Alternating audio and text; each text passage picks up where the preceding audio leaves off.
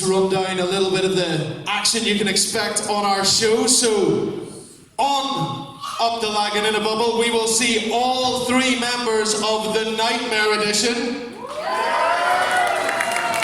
face off against all three members of the Standard in one-on-one matches, and we can guarantee no interference. Folks, we have 2 championship matches as well for you.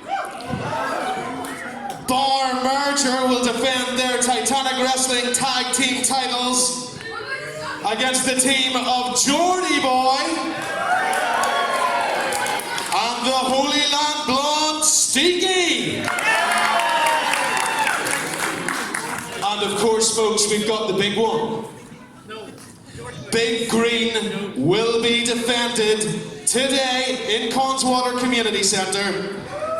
We have the jewel in the crown of Titanic Wrestling, the Queen of Mean, Bobbi Diamond, defending his Titanic Wrestling Championship against the frontman, Rocky Starr. Folks, you know how we roll here at Titanic Wrestling. This isn't going to be a small event. It's not even going to be a medium-sized event. Folks, it's going to be big. It's going to be enormous. It's going to be gigantic. It's going to be gargantuan. It's gonna be Titanic!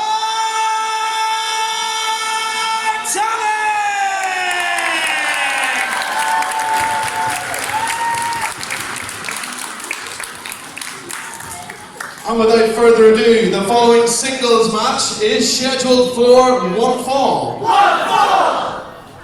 Introducing first. And we are off to Up the Lagan in a Bubble by Titanic Wrestling. Hello, Kurt Cooper. It's good to see you again. It's good to see you, Moan, as we're getting ready for the first of our competitors today for this monumental WrestleMania weekend show. There he is! The big man, JDP. Representing the Nightmare Edition,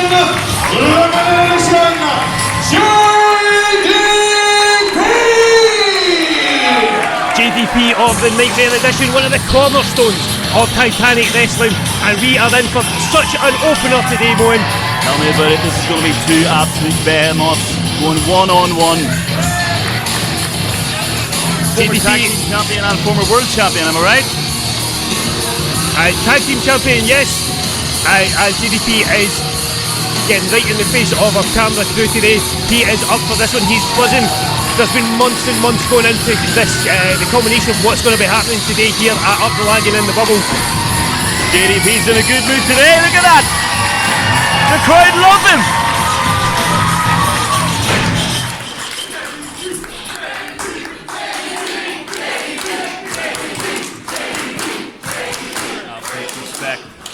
And introducing his opponent. Here he comes, the former champion of the world.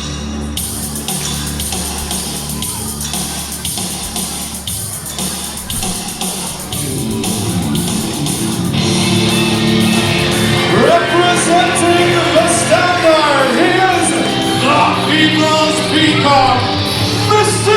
Magnificent, the Charisma Machine, the pure Steven Carvel! On stay away!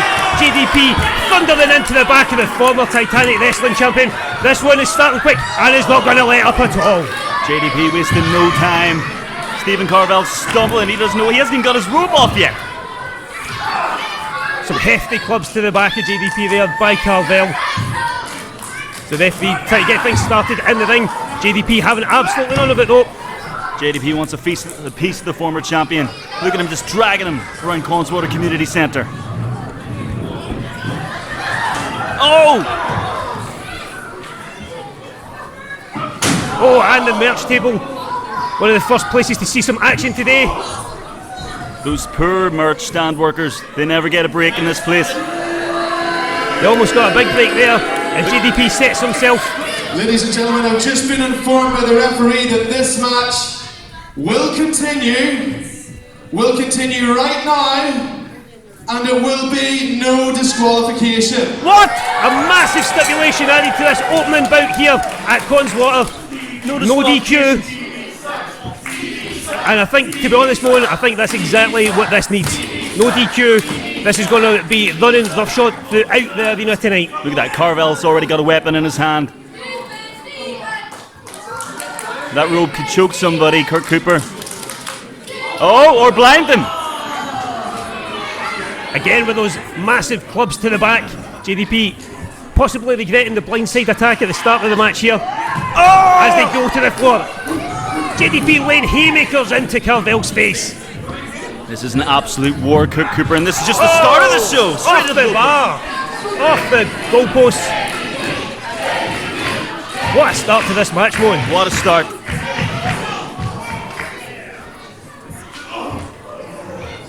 Now Carvel getting the upper hand. What a treat for the capacity crowd here at Connswater. This is Mania weekend and this crowd is absolutely sold out. This is incredible. JDP getting a taste of the brick walls inside the Connswater Community Centre here. Oh, that'll rearrange your face. Oh, his head straight into the ring post. He's going to be seeing stars after that as Carvel clears deck. That could be it over now. JDP has a concussion. I don't know how he can continue. Well, it doesn't look like we're getting back in the ring anytime soon. As about 5 rows of fans have been cleared out. And Carvel goes through the chairs. This is not a match for wrist locks and headlock takeovers. This is a war, and the crowd are loving JDP. Absolutely loving him. You know, no doubt we will be in for some technical masterclasses of matches, but this one kicking us off here is a straight up stramash. Absolutely. There's one thing Titanic Wrestling can offer, it's variety, and the crowd chanting for one more time.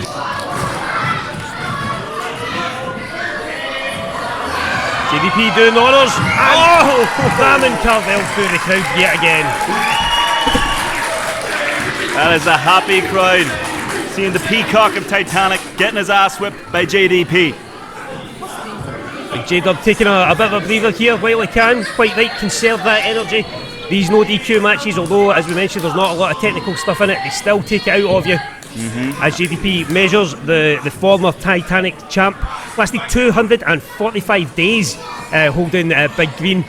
That came to an end at Halloween last year. Absolutely. As finally things get back to the ring. Finally. This is the first action that the Titanic ring has seen this event. How long can they stay in there is the question.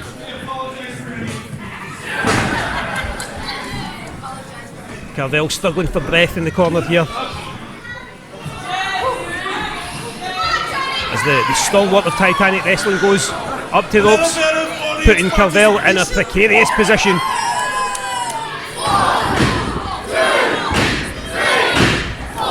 JDP hammering away at the peacock. And he can go for as long as he wants, as there is no DQ in this match at all. Oh! Referee Kev pretty much redundant so far in this one. All he's got to do is count the pin at the end. JDP's having a lot of fun here. I think I'm going to do it one more time. Oh, he's going to do it one more time. JDP really playing to this capacity crowd here. JDP's having the time of his life, Kurt Cooper. And here he goes with the clubs. Oh! Carvel comes out. Oh! Face to the turnbuckle. Oh, a lovely knee to the side of the head from the view. That would keep a lesser man like me down for a lot longer than what JDP looks to be suffering from. He's not going for the pin either. He's just hammering away JDP. He wants his revenge. He hates to be made a fool of, does Steven Carvel. Carvel torquing on the shoulder. Oh, and a lovely codebreaker type manoeuvre to the elbow of JDP there. And he's wrenching it right in the corner on the top rope there, Moan. What damage can JDP do with just one arm is the question. He may have to do a lot of it in this match with the one arm, because that is a sickening blow. Oh, he raked in the eye! Carvel is playing dirty in this no disqualifications match.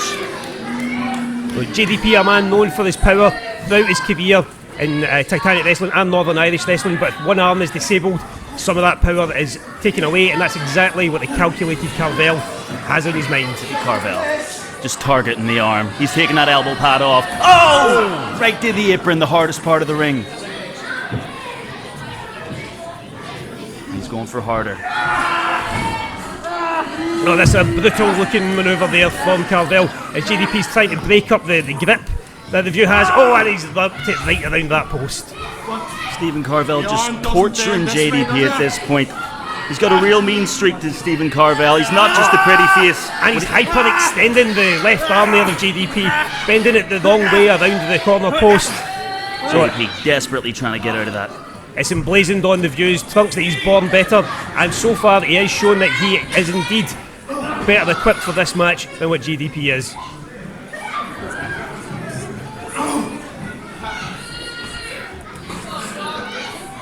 This is a match that's been months in the making as the Nightmare Edition. Oh my God! Did you want an armbar there? And he's still going for the arm.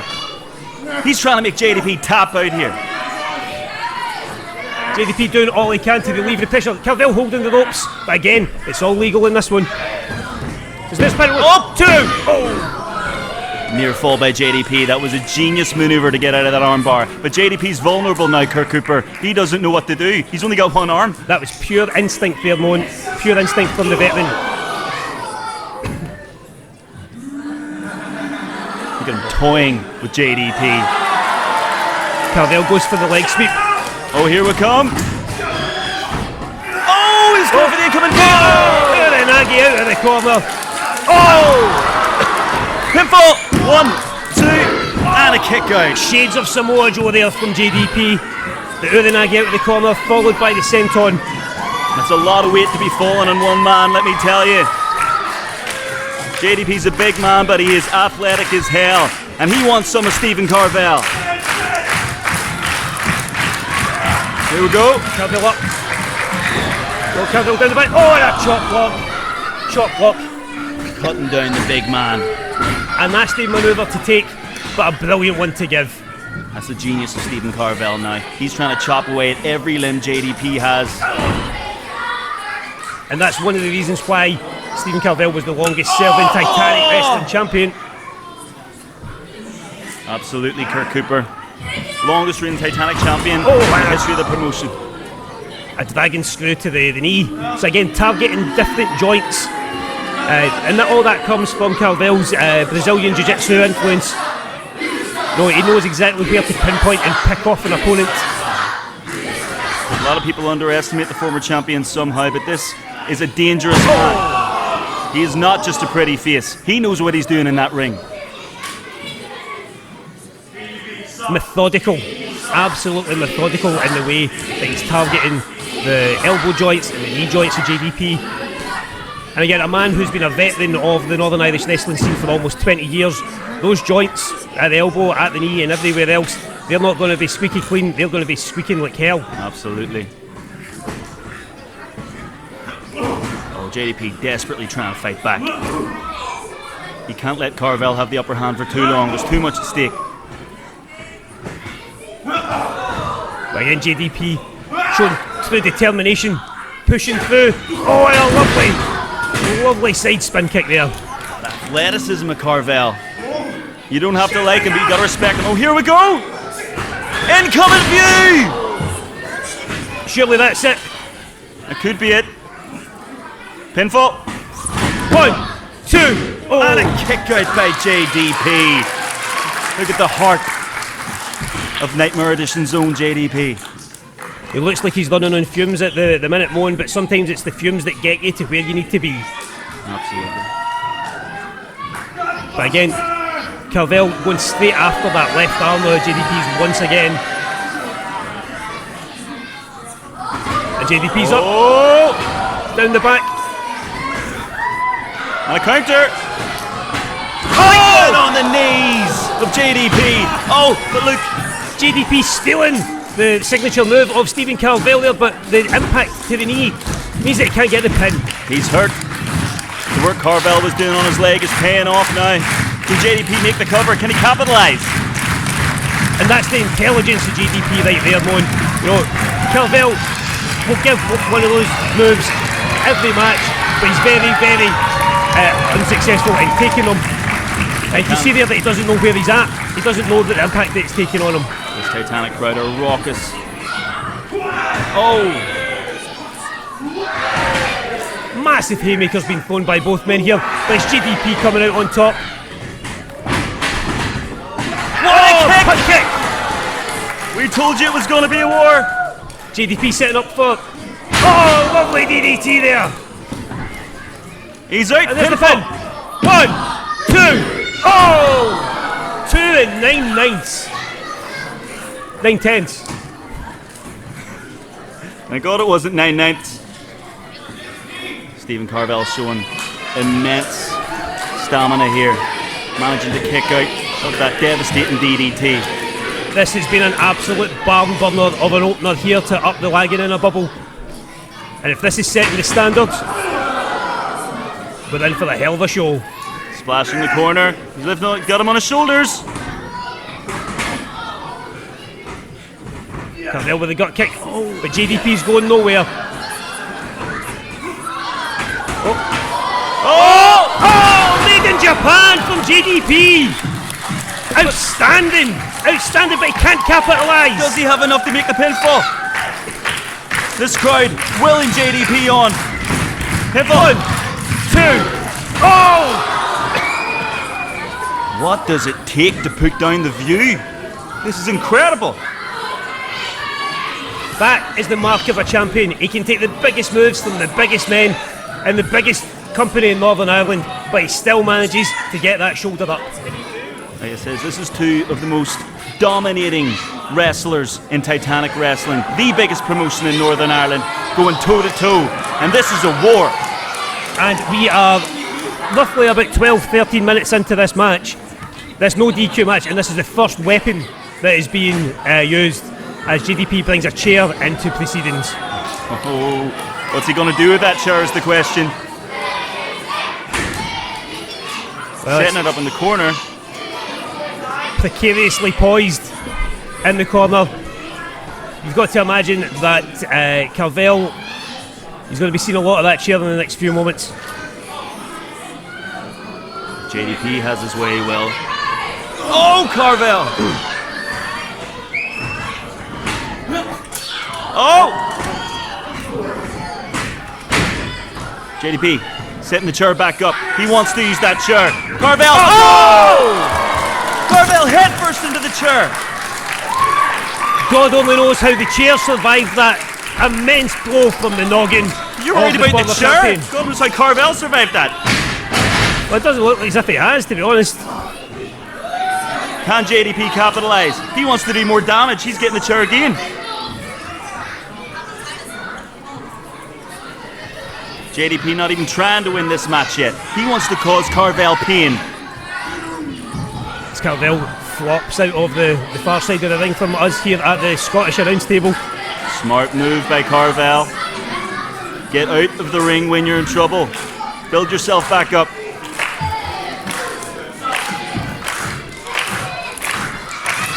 And I know that we're going to be seeing the other members of the Nightmare Edition and the Standard later on today, but I'm very surprised that with this being a no DQ that we haven't seen the likes of Blake Richards and Eddie Stone and Tron and Luther Valentine in this one already. Well, they have the rest of the Nightmare Edition to face tonight.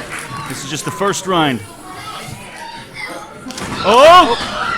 Oh! 1, Onto the chair. 2, 3, and with a view to the kill, Steven Carvel picks up the victory for the Standard. Steven The strength on display from the former Titanic champion to hoist JDP up and smash him down on top of that chair. Nevertheless, What a beginning to this show. what a beginning to the show. and an absolutely incredible effort from JDP. That was an all-out war, and this is only the first match of the show. We talk about levels in this game of wrestling, Owen.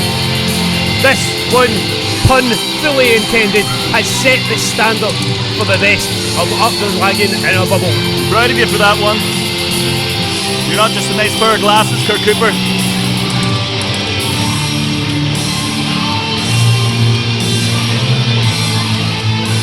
The view back to his feet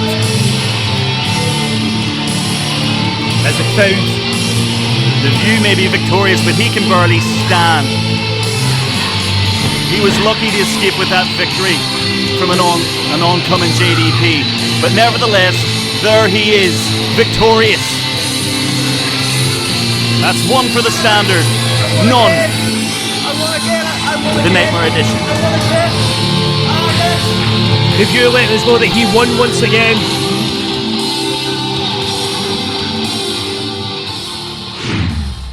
Ladies and gentlemen, boys and girls, the following contest is a three-way match. It is scheduled for one fall. Introducing first.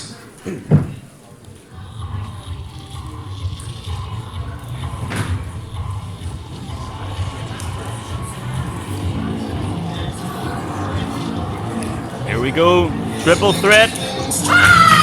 And there she is! The woman who built Belfast Wrestling, the matriarch, Harvey! Making her Titanic wrestling debut, we have an Irish wrestling legend, none other than Katey Harvey, who, as we all know, had a brutal double elbow injury just a few years ago. Now she's back in the ring in Titanic wrestling. Katey has bided her time to get up here to Belfast to perform for Titanic wrestling. As you mentioned there, Mo, she had that horrific elbow injury. She's given birth to the beautiful Betty boys as well, and now she's back looking to reclaim the throne of the best that Northern Irish women's wrestling has to offer. And she is looking ready. Up next.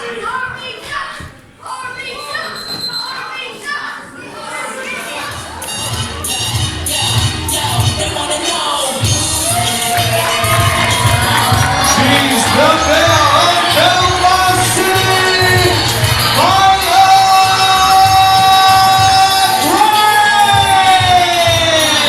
The total diva Myla Grace, looking resplendent in purple and orange here as she returns to Connswater for what will be a monumental match in Northern Irish women's wrestling history. I'm loath to say it's the past, present and future involved in this one, but what we do know is that it's three of the greats of this country's sport getting in the ring for this second match of the show. Well, Myla Grace, arguably the jewel in Titanic wrestling's crowd, former NXT superstar, and here she is about to battle two other Irish legends in women's wrestling. I'm sure Bobby Diamond would have something to say to you about Myla being the jewel in the crown. Yeah, don't tell him. And introducing the third competitor.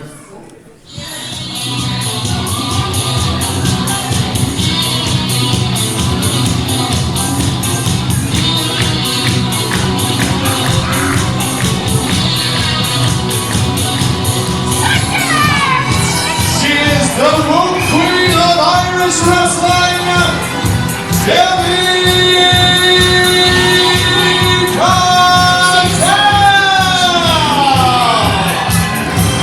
Debbie Keitel, not doing much to endear this Titanic wrestling crowd, but nevertheless, she looks like she is ready for a fight, and she's going to take that wherever she can find it.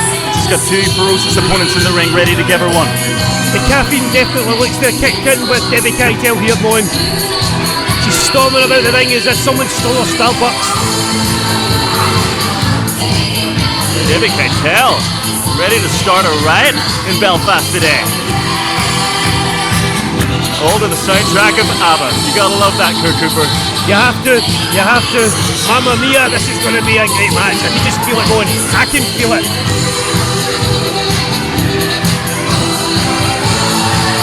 Debbie Keitel in no rush to get in the ring. She's just stolen someone's sweeties. Debbie, get some crisps. not even coming near us.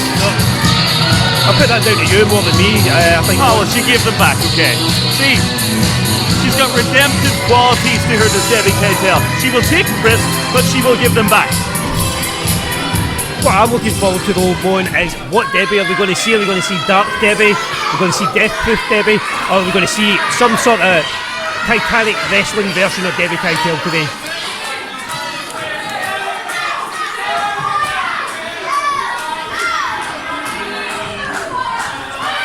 This crowd are already raucous and the bell hasn't even rung yet. And it's quite evident already, Moan, that Myla Grace has got the fans on her side. Look at Kitty Harvey has her fair share as well. Oh, the crowd are not loving Debbie Keitel today. I was not expecting that. Oh, and here's the hometown girl. Oh! And we're underway.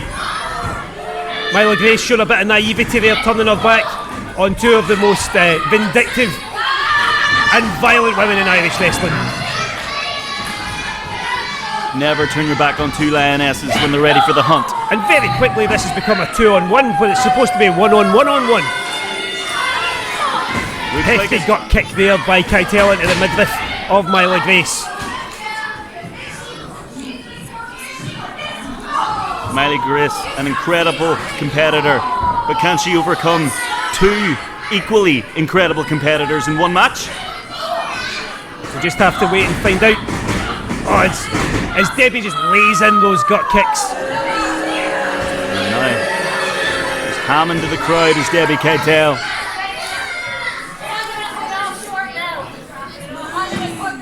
Myla looking dead on her feet already.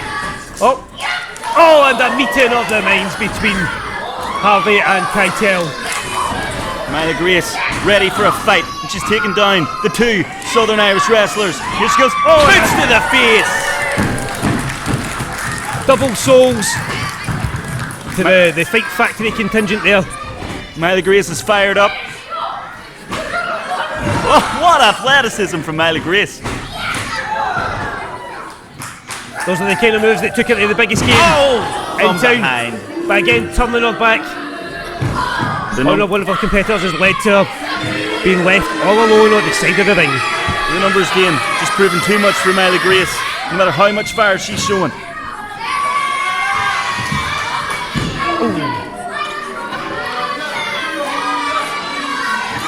Now Debbie Keitel getting on Myla Grace. She wants some. Both of them just smacking her head against that ring apron. Taking it in turns to take it to Grace. Keitel seems to be loving life here as the Panto villain. It looks like there was some pre-match coordination here between the two Fight Factory alumni, Keitel and Harvey. I would say so. You know, Katey and Debbie have been around in Northern Irish wrestling and Irish wrestling for so long. Seeing any upstarts like Myla Grace coming along is bound to stick in the craw. As Myla Grace tries to fire up. Oh, and a club right to the jaw of Katey Harvey. They don't want to be shown up by the colourful Belfast Belle, so they're taking her down early, and then maybe they can focus on each other.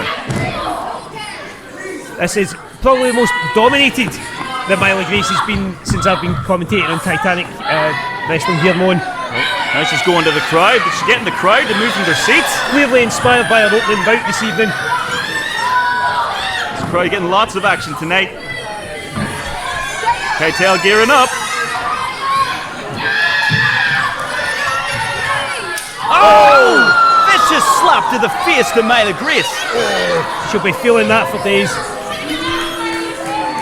Absolutely vicious from Debbie Keitel. Myla Grace desperately trying to fight back.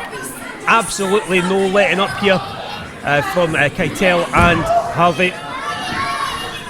You almost need to remind yourself, this is not a handicap match. This is a triple threat match. They can beat down Myla Grace all day long. Eventually, there can only be one winner. That's it, and it's just biding that time until the alliance breaks down as they both look to secure the pin and secure the win. But in these early exchanges, you know, Debbie Keitel is looking the fresher, Debbie Keitel is looking the more vicious. Oh, Myla Grace back first into the ring apron. This is brutal. A think he'll need to be giving Myla my chiropractor's number at the end of this one. That was a nasty, nasty looking smash onto the side of the ring. Debbie Keitel and Katey Harvey proven to be an absolutely dominant duo. And again, for the second match in a row, because of the nature of this three-way, head referee Dave has been left redundant. Not a lot that he can do while the goings on are happening outside the ring. And again to the back. How much more can Myla Grace take? This is a lot of punishment, no matter how skilled you are. As the crowd get involved there, Debbie taking a little bit of a lick from one of the younger members of the audience. The hometown crowd not happy to see their Belfast Belle get so teamed up on in this supposedly triple threat match. No, with the amount of work that Katey's doing, Katey would be as well coming over here and taking a seat while Debbie does all the work. And both of them, do you reckon they coordinated their outfits as well? Both wearing black against Myla Grace's colour. It does seem so, as yet again the crowd are being asked to vacate their seats so that Debbie and Katey can. Oh my God! What a reversal by Myla Grace! What a reversal, sending Debbie crashing through the chairs. Myla Grace still has some fight in her. This is incredible. But how much more does she have? Katey trying to check on Debbie there, but again she's quick to get back on top of Myla. Myla throws her through forearms, firing up really well here, still favouring the back though. Oh, and it's a big forearm to the face from Katey Harvey. Myla Grace is showing a lot of heart, but she took a lot of punishment this there now. How much more does she have left in the tank? And we're back in the ring now. Myla looking for any kind of respite she can get. Oh! Kick to the gut, and Katey Harvey gives her a receipt. Katey Harvey back with a vengeance to Irish wrestling. Oh! And a back uppercut. Really focusing on the spine there of Myla Grace. And now it all starts to make sense, Moan. They've targeted Myla's back by sweeping her against the apron for the opening exchange of this match. And here we go, another. Oh! Pinfall. A lovely textbook sidewalk slam there by Katey Harvey. Again, putting all the impact onto the vertebrae of Myla Grace. There's only so much that a human back can take, Kirk Cooper. This is a lot of punishment Myla Grace has taken. And she is used to taking a bit of punishment. No, she had a hellacious match against Owen Richards of the Saviours of Destiny. Back to the future. Oh, lovely runner there. Absolutely beautiful from Myla Grace, who has shown so much heart. Again, Harvey straight to the back again of Myla Grace. This is the experience that Katey has. She has Myla up. Oh, and a lovely stalled suplex. More punishment to the back. This is hard to watch.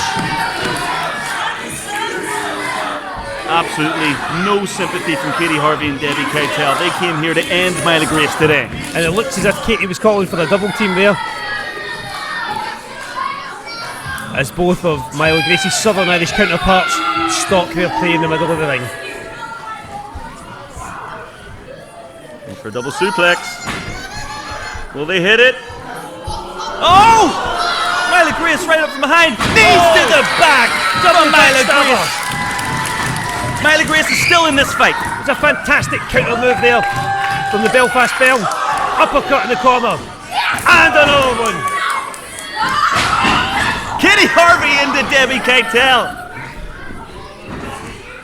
Oh, is she going to go for it? Double 619 coming up. Oh, and it just connects with Debbie. Katey Harvey had the noose to get out of the way. Oh! Myla Grace catches her. Keitel! Oh! Clothesline into a DDT. This is incredible. All three women on their back. They put everything into this match so far. So much heart shown by Myla Grace. So much viciousness shown by Debbie Keitel and Katey Harvey. But no one has shown that they can get a pin as yet. And that's a classic example. How much longer can Keitel and Harvey coexist? We have a roll up. Oh, rolls through. Oh! Knee to the face. Pinfall. There's the pin. 1, 2. Oh! Myla Grace kicking out. Again, showing that incredible heart. What a fighter. And that was some patella she took to the cranium there from Debbie Keitel. Oh! Oh, lovely. Floater suplex. Pinfall by Debbie. 2. And here's where things are going to boil down. Here's where it's all going to break apart. Dissension in the ranks between Debbie Keitel and Katie Harvey. There can only be one winner, Kurt Cooper. I think they would have agreed this beforehand. Are they going to fight? Oh, they are! Katie with the gut kick. And there's that. Oh, fisherman suplex. 2. Oh! In the nick of time. Myla Grace stealing the pin. 1. Oh, and Katie kicks out there. Are they 2? Fast-paced and frenetic. Doesn't cover exactly what's going on here, Mohan. No, absolutely not, Kurt Cooper. Now we have a triple threat war. Myla Grace into the turnbuckle. Keitel. Boot to Katie Harvey. Oh, Debbie Downer! Oh! Debbie Downer! She's going for the pin. 2. Oh, and Myla Grace in to break it up again. As Katie rolls out of the ring. Debbie goes for the Debbie Downer once more. Oh, Myla gets out of it. Oh, first kick to Debbie. Sunset flip. Code red. 2, 3, and Myla Grace takes it. Absolutely incredible from Myla Grace. What a match, Mon. What a match. Absolutely. Myla Grace overcoming the odds. It was 2 against 1.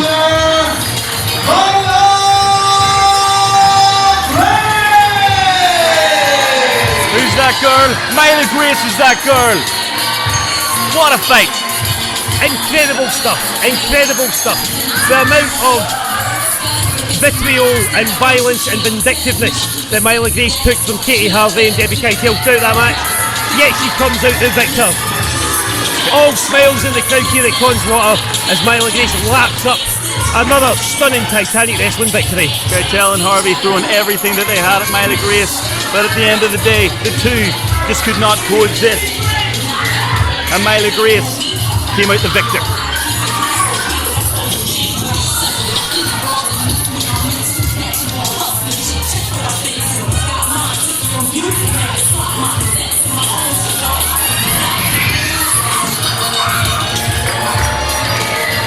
The crowd are loving their hometown girl.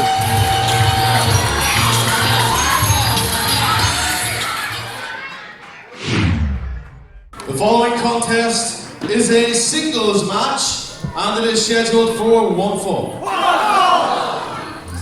Introducing first.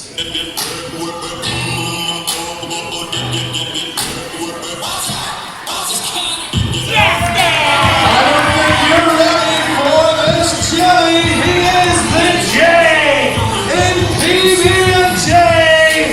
He's smooth, he's sweet, he's Justy! The man with the most luscious locks in all of Titanic wrestling. The man with the greatest theme tune in Titanic wrestling. Justy returns to Titanic wrestling after a bit of a weird one the last time, turning on his tag team partner Thibault.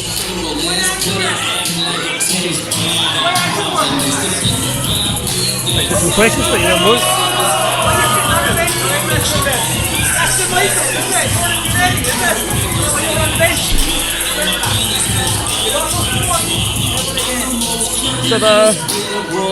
Something I don't know there, Mo. Sounds like someone has a bit of sour grapes whenever the Hellions beat PB&J a few months ago. But nevertheless, I'm going to remain professional here. It's not me that he's wrestling. It's Redmond, the other Hellion. Bit of a tenser beginning than I was expecting. And introducing his opponent.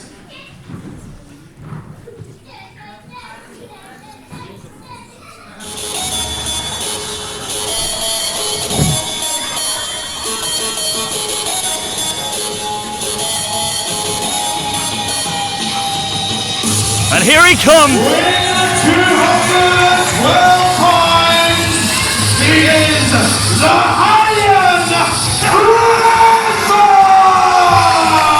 That he is!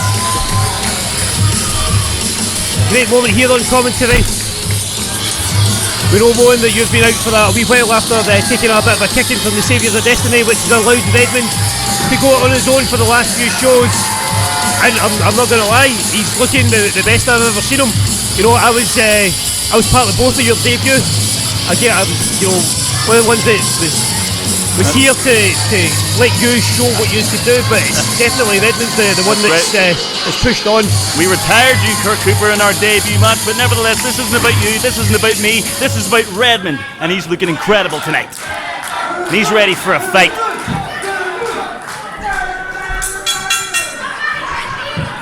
He has been an absolute standout since coming into singles competition here in Titanic Wrestling. Justy is hammering to the crowd as usual.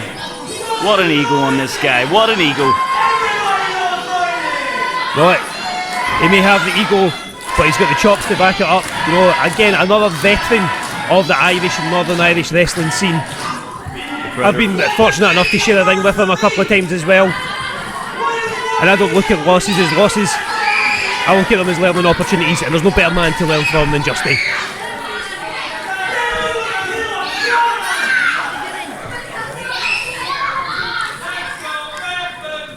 Here we go, the crowd firmly behind the Hallion, Redmond.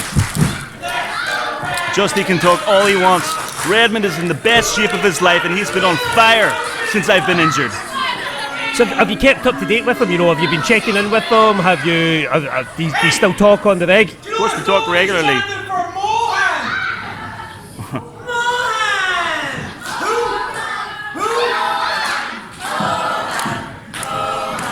Get a wee bit of a champion going. Just as determined to bring me into it. He knows fine rightly I'm injured. He's on the bench! He's a loser! Some strong words there. Oh! And that's what you get. That's what you get when you talk. Redmond gets right on you.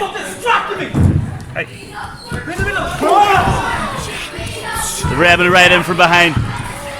This is expensive equipment. I don't want your stuff getting in the way of this prime commentary here. He can't turn his back on Redmond. He can talk to me all he wants. He's got a big man to beat, and Redmond is ready for a fight. Why you just protect me when I'm falling? Oh! Flapjack into the apron. Beautiful. Moan, look, Redmond looks like he means business here. Oh! Knee to the face. Boot to the face. Atta boy, Red. Go get him. Redmond going into the high red district. Lovely crossbody. 1, 2. Oh! Almost had him. Justy's cockiness almost costing him in the match early on. Beautiful drop kick, Redmond. Superb technique from Redmond there. Justy's rolled up 1, 2. Oh, and a kick out again from the veteran. Oh. Backslide. Beautiful backslide. Has he got him? And that's clever from Redmond. Justy with a history of neck issues. Oh no. That backslide is a horrible pin to Look take. at this. Sunset flip. 1, 2. Oh, and again Justy kicks out. Oh, now look at Justy. He needs a timeout. Redmond's just too much for... Oh, come on. Lovely throat chop there by Justy as he hoists Redmond up and over, hanging him up on the rope. Oh, and a sickening knee to the chin. The thing about Justy, he just can't have a square fight one-on-one. He has to play dirty. He has to play cocky. But he's got his hand full tonight with the Hallion.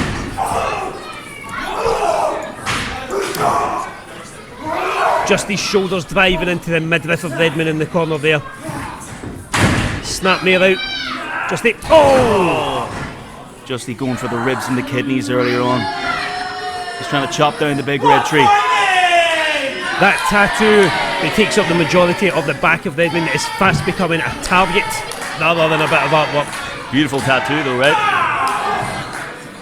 Oh, he's just hammering away at those ribs. He knows he's got a big target. He's going for it. But Redmond fighting back. Come on, Red. Justy beginning to dominate now. Oh, and again the kidneys taking all the damage there. 1, 2. Oh, another lackadaisical pin. Again, Justy not taking his eyes off you at all here, Moan. No, he needs to concentrate on this match and look less at me. Little senton. Lovely senton. I know you're watching me. You're watching the wrong fella.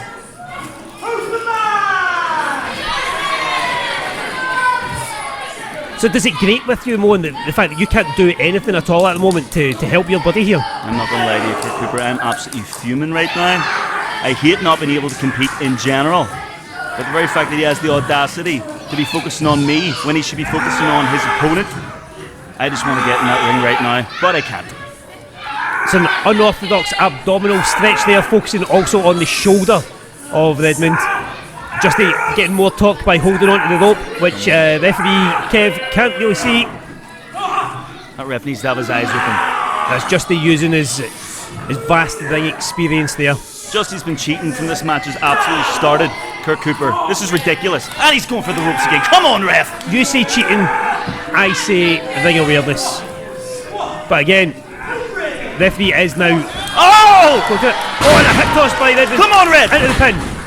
But not even a one. Not even a one. As Justy gets back on his opponent straight away. That's a prime example of why Justy needs to stay focused. This crowd firmly behind Redmond. They know what a fighter he is. They know what a warrior he is. They know what a Hallion he is. And he can beat the Irish legend Justy tonight. As we've seen in the matches so far as well, the propensity seems to be targeting specific areas to cause the most damage. And it's been the kidneys. Here we go again. Talking to me again. Oh. Yes, Red! Lovely back body drop there by Redmond. Put a peep to Justy's whistle there. Justy's lack of focus once again cost him beautiful right hand to the face. Come on, Red! Oh! Let me tell you something. I've been in many matches with Redmond. Those headbutts are lethal weapons. And he's going for a pinfall. 1, 2. Oh, and the kick out there. Just about. But Redmond, he's firing up. He's showing that heart. Can he Kidney's capitalise? clearly bothering him, Beaumont. Just doing some damage in there early on to those ribs for sure. He's got him up. Oh, and Justy sliding down the back, and he's got Red up now. He's hoisted him up. Oh! That's it! Beautiful move. Lovely variation there. He's going for a pinfall. 1, 2. And there's the heart of Redmond kicking out despite all the damage done to those ribs. Justy finding it incredulous that was only a 2 count. I'd go as far as to say Redmond is one of the best kept secrets of Titanic wrestling, Kurt Cooper. There is no one tougher with more heart than him. He will not give up without a fight. Again, Justy jaw-jacking with you there, Moan. But you're right about Redmond. No, he's had some absolutely great showings of late. Oh, where are you going? Moan incredibly running away from commentary there to dispossess Justy of the chair. But Justy with the roll up. 1, 2. Ooh.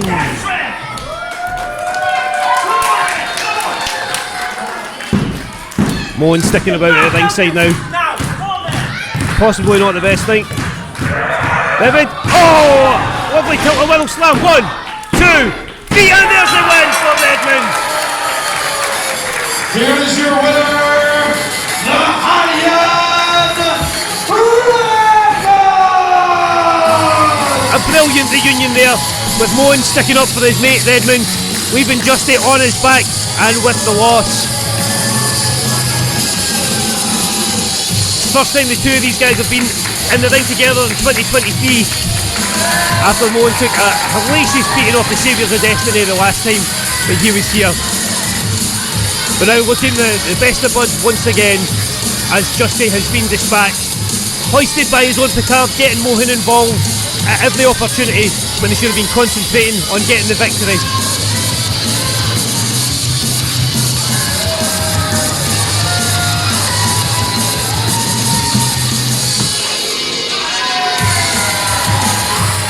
Redmond laps up the applause of the crowd.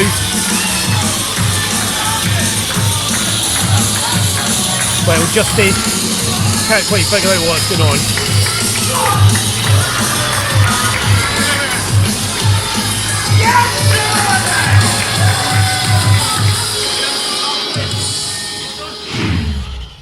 Ladies and gentlemen, the following contest is a singles match, and it is scheduled for one fall. Introducing first. The standard must be maintained. Here we go. The next edition in the standard versus the Nightmare edition. Hear it up the Lagan in a bubble.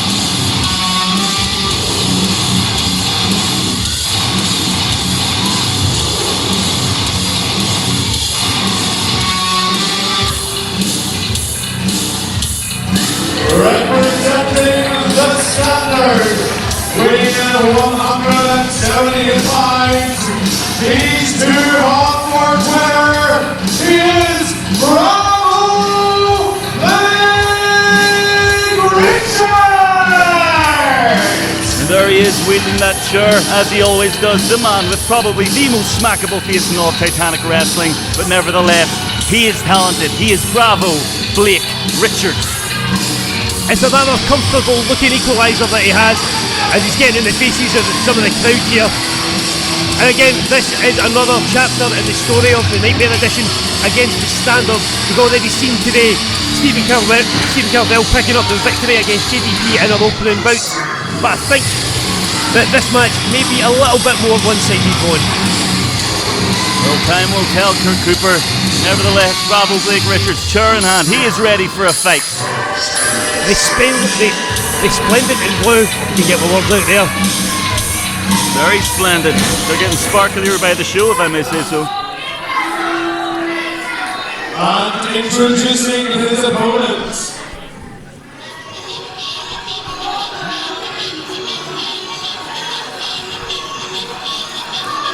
Oh, and here we come now. Here comes the monster.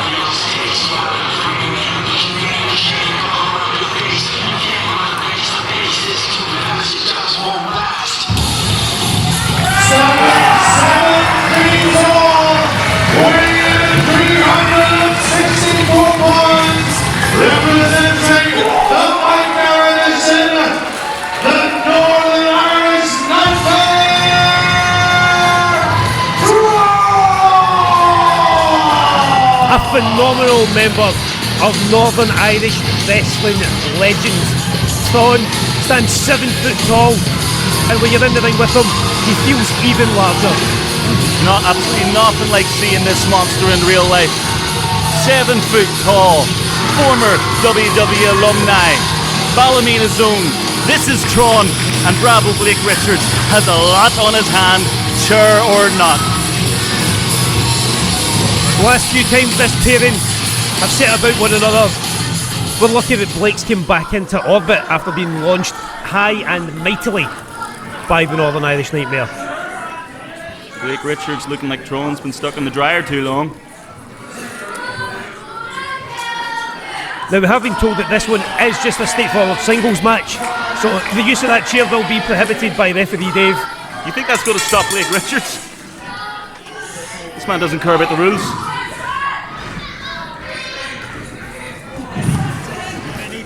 Tron stirring holes through Bravo Blake Richards. Look at the size difference of these two men. I would not want to be Bravo Blake Richards right now. Little and large would do these two a disservice. It's behemoth against the agile aeronaut that is Blake Richards. Oh, Blake Richards. He's walking off already. He's quitting. So soon, Blake. Blakey's looking a little flaky as Tron takes a seat on the perch of the top rope. Because Blake Richards, what's he just going to get counted out now? That's it. Come say hi and bye.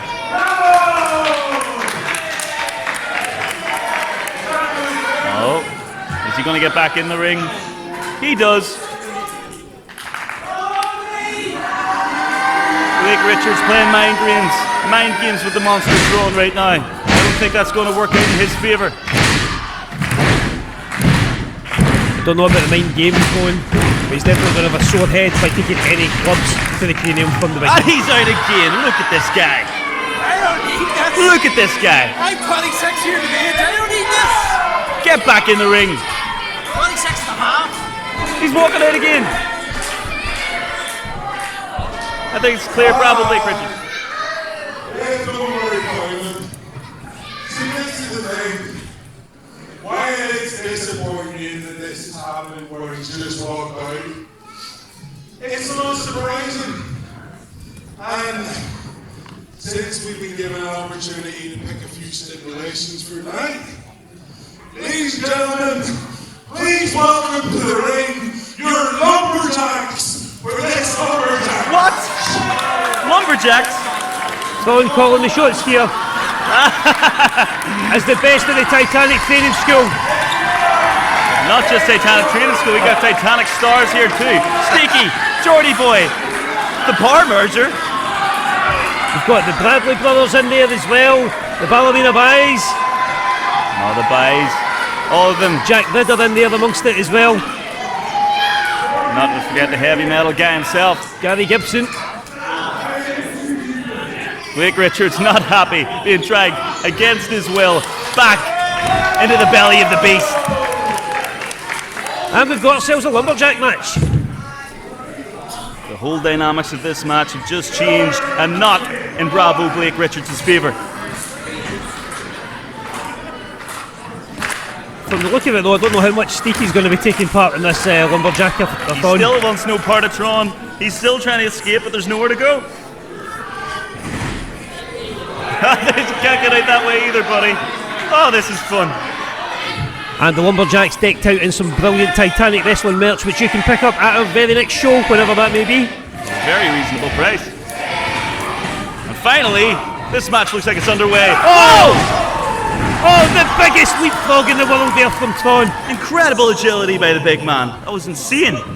And a sleep to take Blake Richards out at the knees as well. Oh! Barr! From Nightmare Edition's Tron. I thought Blake was coming right through the Scottish announce table there, moment. Everyone knows about Tron's height, but he looks to be in incredible shape tonight. He's been training for this. He's ready.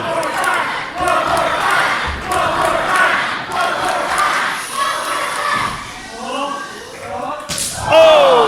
And another huge chop. Tron giving the crowd what they want. Like getting battered in the chest with a shovel from B&Q. This crowd are bloodthirsty. I don't know if bravo Blake Richards is going to get out of here in one piece. Oh! Vicious slap by Tron. Tron turning Blake Richards' chest into burger meat right there. Talk about a Big Mac and fries. You can see the massive handprints on bravo Blake Richards' chest. And now Tron with that massive foot into Blake Richards' face. There is no escape for Blake Richards at this moment in time. The lumberjacks doing their job and Tron taking control in the centre of the square circles. Tron flinging Blake Richards around the ring like a rag doll, and a splash. Blake Richards doesn't know where he is. Oh no, surely not. Surely He's not. revving up. What have we got? Oh! Blake Richards having the wherewithal to avoid the cannonball as he's grounded the giant. Lucky he did. We nearly saw scrambled Richards there, but now Richards trying to chop down the big man. Going for the leg. Oh, and a quick boot to the face. Bravo! Now, if you're keeping Tron on the deck, you need to be pinning him. You need to be pinning him. Smart. Richards obviously pretty much taking too long here, but he is working the leg to keep the man down, keep Tron down. Say what you want about him. Smart move by Blake Richards going for the leg here. Doesn't matter how tall you are, if you can't get up, you're the smallest man in the ring. There's a boot back from Tron, but again, Blake quick to get on top. The lumberjacks all seem to be behind Tron today.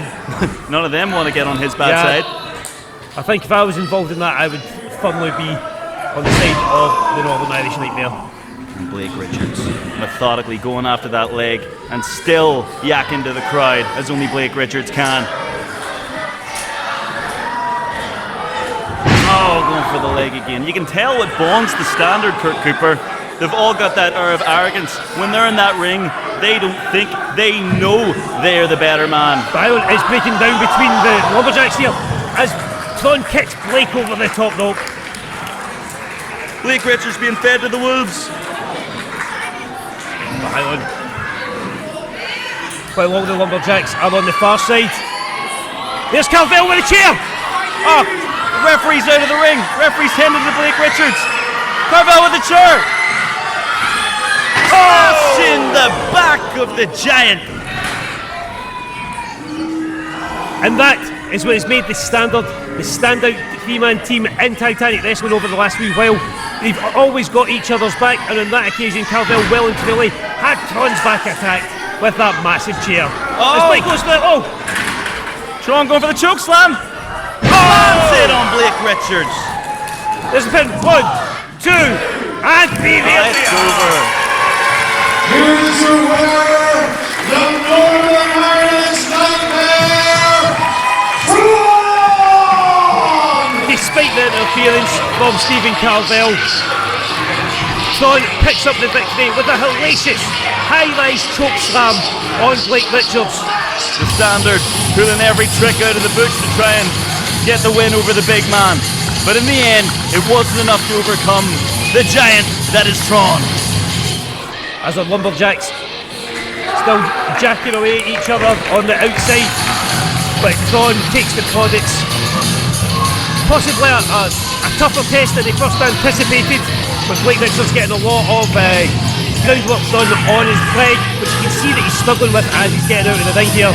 But that choke slam, oh my god. What devastation from Tron. Those Lumberjacks looking like they had a hell of a time watching Tron smash Blake Richards. As JDP comes out and raises Tron's hand as high as he possibly can. They are. Both the Nightmare Edition. One apiece between the Nightmare Edition and the Standard today.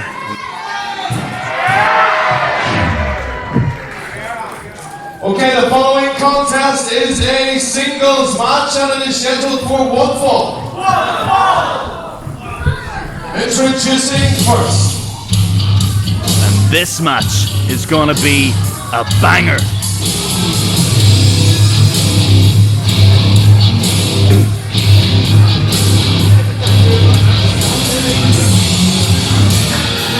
Over here. At a thoroughbred 242 pounds, the Dark Horse! Here he is. The Dark Horse, Nathaniel Ryan, out to prove a point today against his mentor, his coach, someone he's looked up to for a good long while here at Titanic in Tucker. But the horse, he's come into his own as a trainer at the school as well, and he is looking to usurp and overtake on Tucker's watch. The Dark Horse has proven himself to be one of the most dominant competitors in Titanic Wrestling. He's been running through opponent after opponent, and now he meets his coach. And introducing his opponent. But has the student become the master? Because here is Tucker.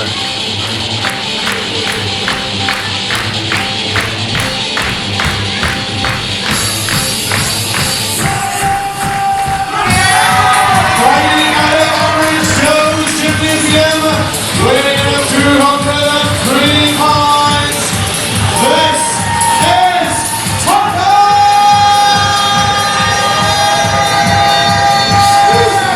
Now this may seem like a rivalry that's came out of nowhere fast, but recently the horse has made it personal. And stay off the bat! This has not been a show for lockups, every match starting with a beatdown. Tucker taking no prisoners off that sneak attack by the horse. Well, as we saw on YouTube, the Dark Horse showing absolute disrespect to Tucker, who is one of the head coaches of Titanic Wrestling. It's arguable that he taught Horse everything that Horse knows, but has he taught him everything that Tucker knows? That will be the question that's answered in this match, as the chops are flying already. Not much wrestling technique being utilised yet. These men are just ready to smack each other into oblivion. This is going to be a fight. And a low blow. As the match hasn't officially started, it's legal. Nothing referee Dave can do about it. But that is a horrible, horrible thing for Nathaniel Ryan to be doing there. The Dark Horse showing how dirty he can be, how gritty whenever he's ready for a fight. The Dark Horse off the back of a statement-making victory over LJ Cleary at Back Suplex to the Future. The last time we were here at Connswater. No question, the Dark Horse has been up against incredible competitors, but right now he faces his biggest challenge yet. This is Tucker. And again, the propensity to go into the crowd and get everyone involved from both these men is taking over in the early goings in this one, as a chair went flying there, just like the forearm of Tucker into the chin of the Dark Horse. These men just exchanging strikes. This is already vicious, and it's only just begun. It hasn't even begun yet, Mo. The bell has yet to ring in this one, as neither competitor has entered the ring as yet. As I speak though, Tucker is toughed in there by Ryan, and we're underway at last. But has the damage already been done before that bell was rung? Tucker and Horse both having gone through immense punishment already.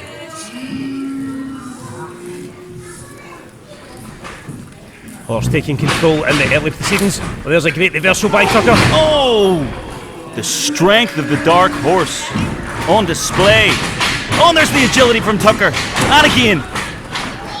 What a Hurricane Rana! And now Tucker just hammering away at the Dark Horse. The athleticism on show there from Tucker. Again, another legend of the Northern Irish wrestling scene. The superlatives are always flowing when he's in the ring. And that agileness, that agility for two leapfrogs. And there they go, a float over as well, and a backflip just to top it off. Tucker just gets better as time goes on. What a back elbow. Can he capitalise? Nip up from Tucker. Arguably the best athlete in all of Titanic wrestling, and Tucker's fired up. Oh, Tucker with a war cry. Double knees in the corner, and the exploder suplex. The strength of Tucker. The Dark Horse is not a light man, and he just flung him like he was nothing. He's an absolute specimen of a human being, as Tucker, as he's tuning up the band here, looking for the SDK early on. Oh, Dark Horse getting out of dodge. Nevertheless, Tucker firing up this capacity crowd here at Titanic Wrestling. Tucker takes to the ropes. Oh!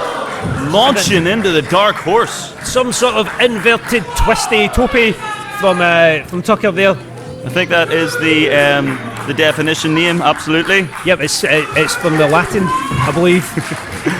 Nevertheless, as both all men, Tucker's body weight straight into the Dark Horse. And both men out on the floor here. Tucker breaking up the count.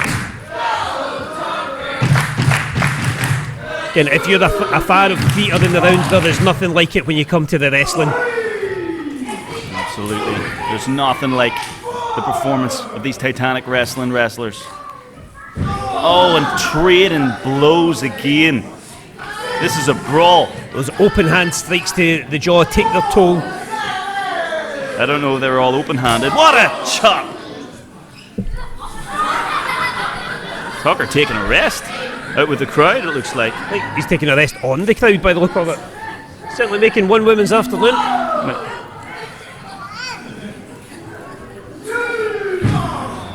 And again with the strikes. These men have such bad taste for each other. Oh.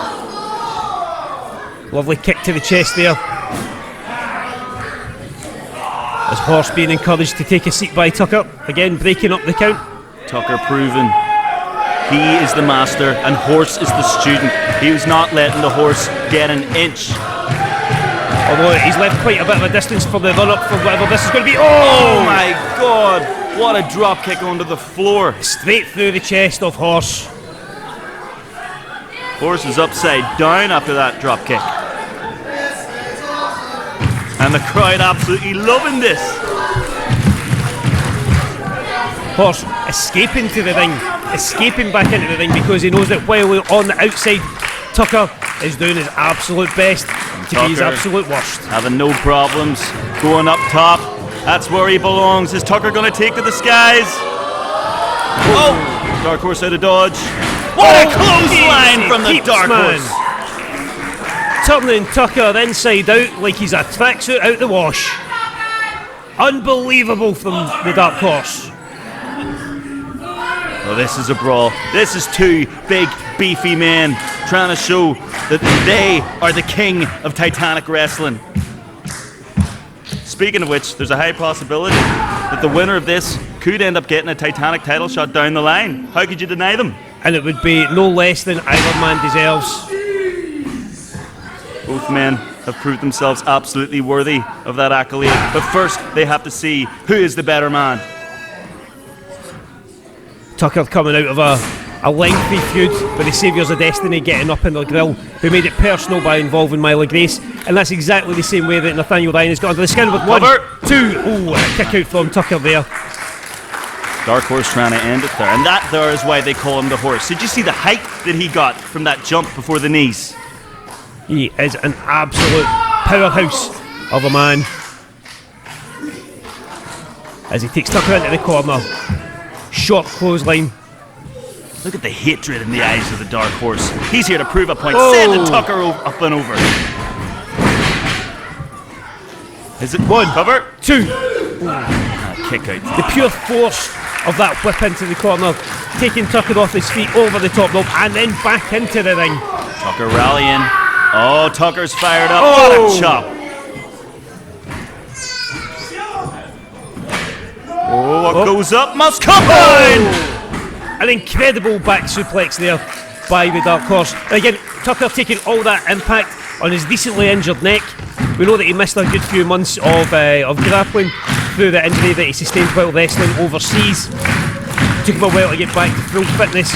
And again, we've seen Nathaniel Ryan doing everything he can to focus on that neck. That's a very good point, Kurt Cooper.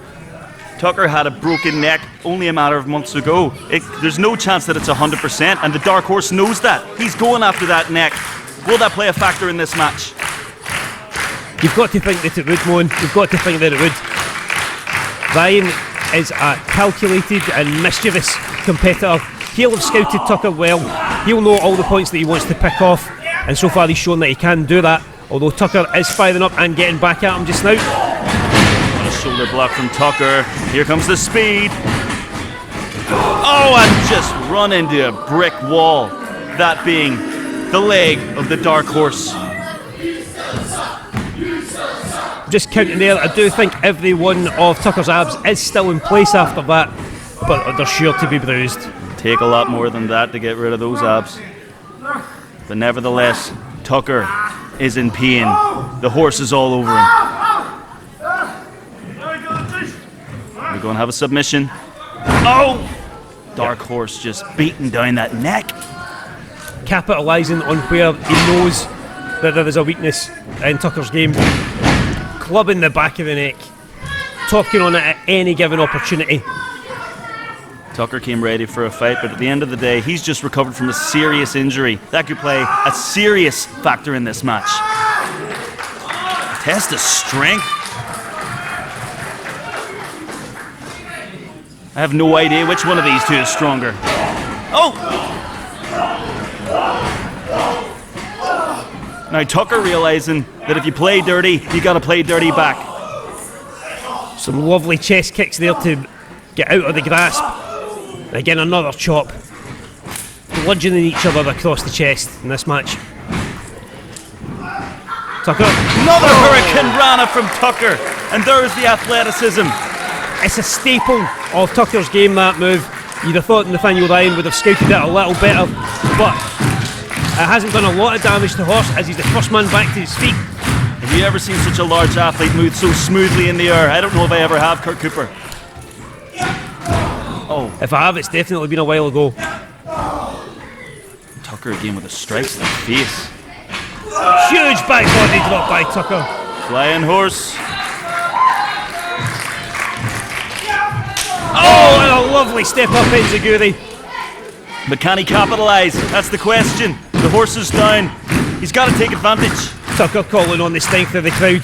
Surely a pinfall, or a pin attempt at least, would have been getting in his opponent's head, but he's allowing the horse to recover and get back up in the corner. Tucker utilising whatever energy he has left. What's he going to do? Oh, beautiful clothesline to the apron. Tucker takes to the skies. Oh, dropping drop kick. Lovely technique. Elevating himself off that rope. 1, 2. Oh, I thought that was it. It should have been it. Arguably, it should have been it. The dark horse. Say what you want about him. He is resilient, and he does not want to lose this match. We know the power and strength that Tucker has in his legs. I would have thought that springboard drop kick would have put away the horse there, but instead it's allowing Tucker to go up top into the high rent district. Tucker's got to be careful. Can he hit it? Does he have it in the tank? Oh, he does! Oh! The horse gets the knee up just at the last minute. Straight to the knee of horse, which is also exposed because those knee pads are down. Horse. Oh, Tucker floats over. Tucker rolling back. Tucker up top. Over the horse. Horse is up. Oh! SDK out of nowhere! That was incredible! But can Tucker get the pin? He's got his man down. There's nowhere he is. Rolled over. 1, 2, 3. Oh, and the foot's in the rope from Dark Horse. Horse is still in this match somehow. Couldn't kick out, but he has just enough to get that foot on the ropes. Tucker the width of a hoof away from getting the victory. Oh, the crowd. The crowd sensing that they should have been free. I don't know. I think the dark horse got his foot on that rope. Crowd aren't happy. Calling for the SDK. One more time. Revving up. Can he hit it? Oh, caught by the horse. Oh, he ducks the kick. Horse has got him. This is incredible. Oh. No, Tucker trying to get. Oh, Alabama slam! What a manoeuvre from the dark horse. And he's pulled him in. Tucker's up. Oh, driver! Off on that injured neck. Must be it. That's got to be it. 1 For the win. 3. What a victory for the dark horse Nathaniel Ryan. We spoke about it more. We spoke about targeting the neck. And what's the one thing that's going to kill it? A pile driver with such force, with such power, driving the vertebrae into the mat. Tucker came out with a mission. He wanted to put down the dark horse, put down his student. But at the end of the day, he was severely injured not long ago, and the dark horse, the dirty dark horse, went right after that injury, and it got him the victory. What a match though. Showing no respect to his mentor there. But again, another statement-making victory in Titanic wrestling for the dark horse Nathaniel Ryan. Yep.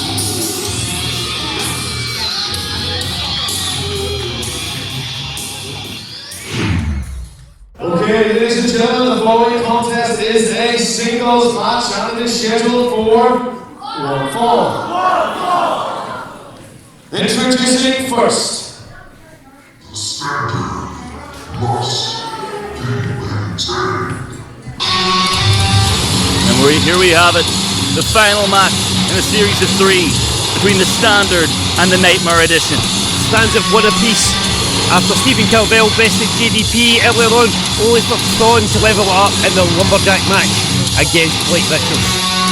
Which leaves us just the 2 competitors left of this trio, and here's the first of them.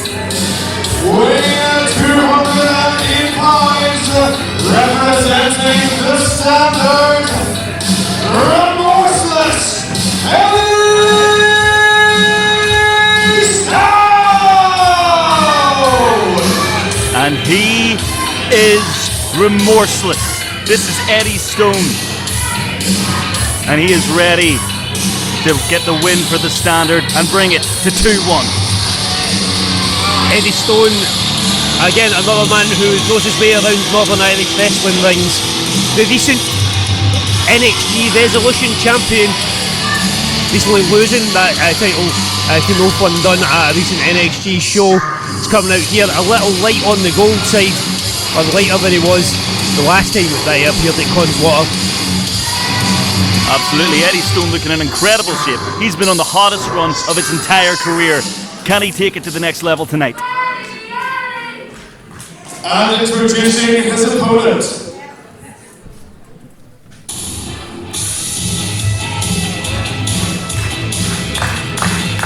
Look who's back.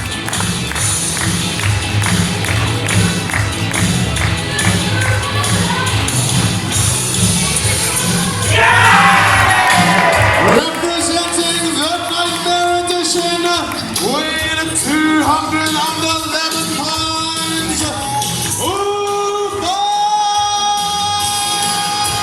Valentine! An almighty return for the first ever Titanic Championship holder, first ever Titanic Wrestling Champion, Luther Valentine. Luther Valentine is absolute royalty in Titanic Wrestling, former champion, and now we're going to see if he still has what it takes to take down remorseless Eddie Stone. After losing his belt to Steven Carvel, he took some time away. He took a lot of time off. We didn't know if we would ever see Luther Valentine back in a Titanic Wrestling ring, but once this brooding feud between the Nightmare Edition and the Standard took off, Tron and GDP put the call in to a man that they know can get the job done. And that's the question, Kurt Cooper. How much has that time off affected him? Does he still have what it takes to compete at the top level here in Titanic?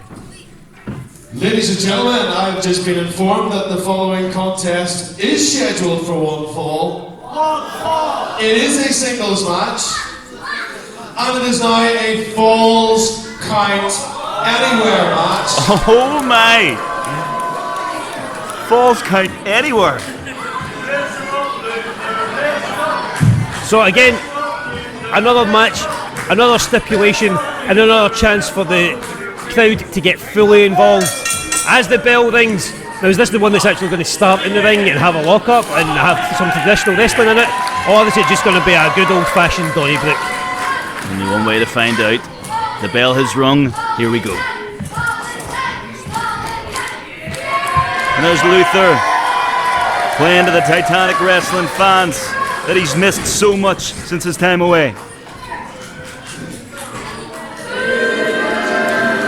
Less popular. Yep, Eddie getting crickets where Luther was getting his flowers. Very angry crickets.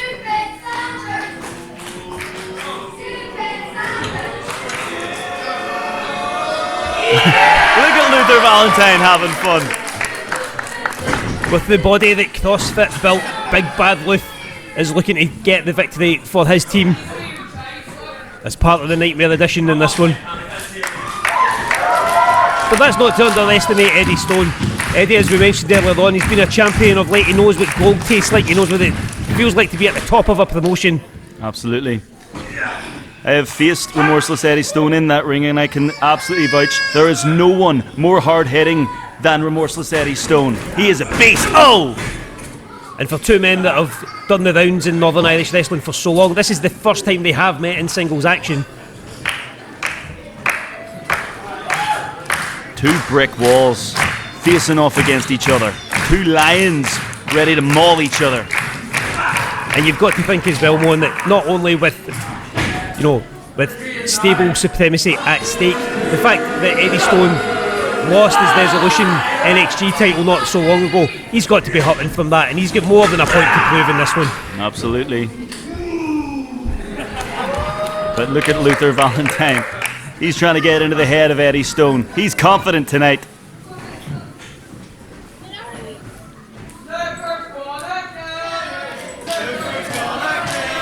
Well, that proved prophetic. The crowd seeming to think that Luther Valentine is going to kill him.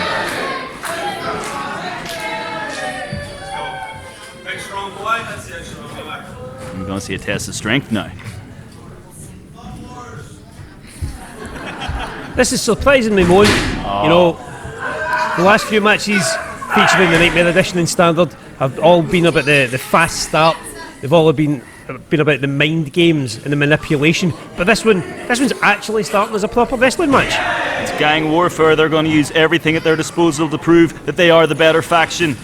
As we said before, it is one apiece. These guys are determined. To show who is better. And that's a lovely John Cena-esque flying shoulder there from Luther Valentine, knocking Eddie Stone out of the ring to gather his thoughts. And Eddie Stone taking some time. Look at that look in his eyes. Eddie Stone, there is no one more methodical in Titanic wrestling. He's in no rush. He knows he has the skills. As Luther invites him back into the ring. And again, referee Dave made redundant here. The fact there's false count anywhere means there's no count outs. So Eddie can stay out there as long as he likes. With the fans getting to Eddie Stone now, calling him chicken. If there's one thing Eddie Stone doesn't need, it's to let the fans get into his head. He has to focus on Luther Valentine tonight. Luther hung up on the top rope there. That was smart from Eddie Stone. Very smart. Draw him into you and then let the ropes do the damage. Now throwing Luther Valentine out of the ring, and Eddie Stone is in control. Luther taking a heavy spill to the outside as Eddie conveys the crowd.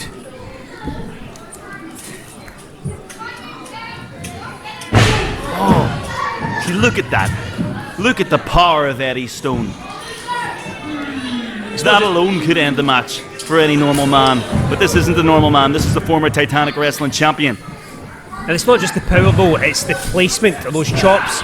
It's where he is positioning Luther Valentine's head on the edge of the apron. You know, arguably the hardest part of the ring. I would say the ring post would be harder than the apron, but that's a discussion for another time.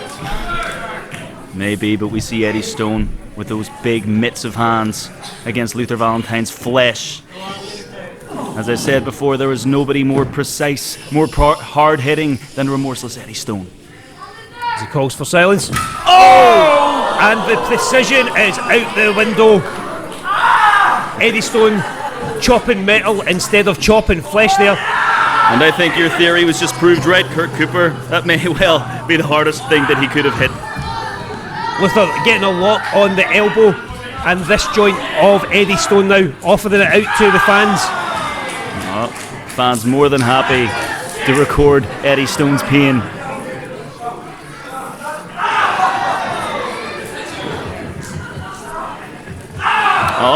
The fans getting some of the action now. Absolutely tearing at the tendons and Eddie Stone's fingers and metacarpals. There is no shortage of volunteers to help cause Eddie Stone more pain tonight.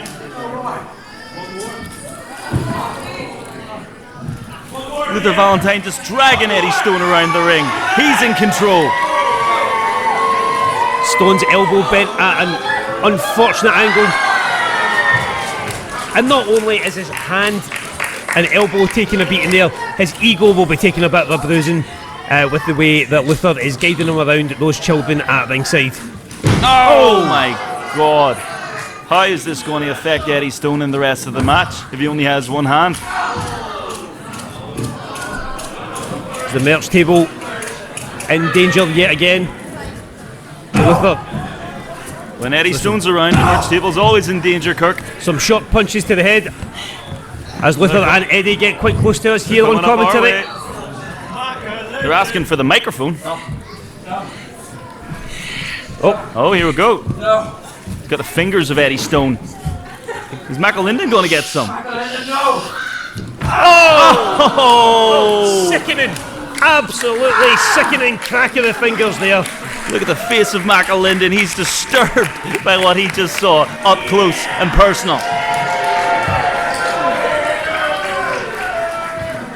Oh, Eddie Stone. He's calling it quits. He's walking out of here. Again, false count anywhere in this match. So if Luther likes, Luther can follow him out. As the crowd chant chicken, will they goad Eddie Stone back out to this fight? Oh, Luther Valentine, he's going to get him. He could get a pinfall anywhere in this building, or outside of it for that matter. He can't do it. As the crowd wait with bated breath to see what's going on, our cameras are going to try and pick up some of the action as it's developing.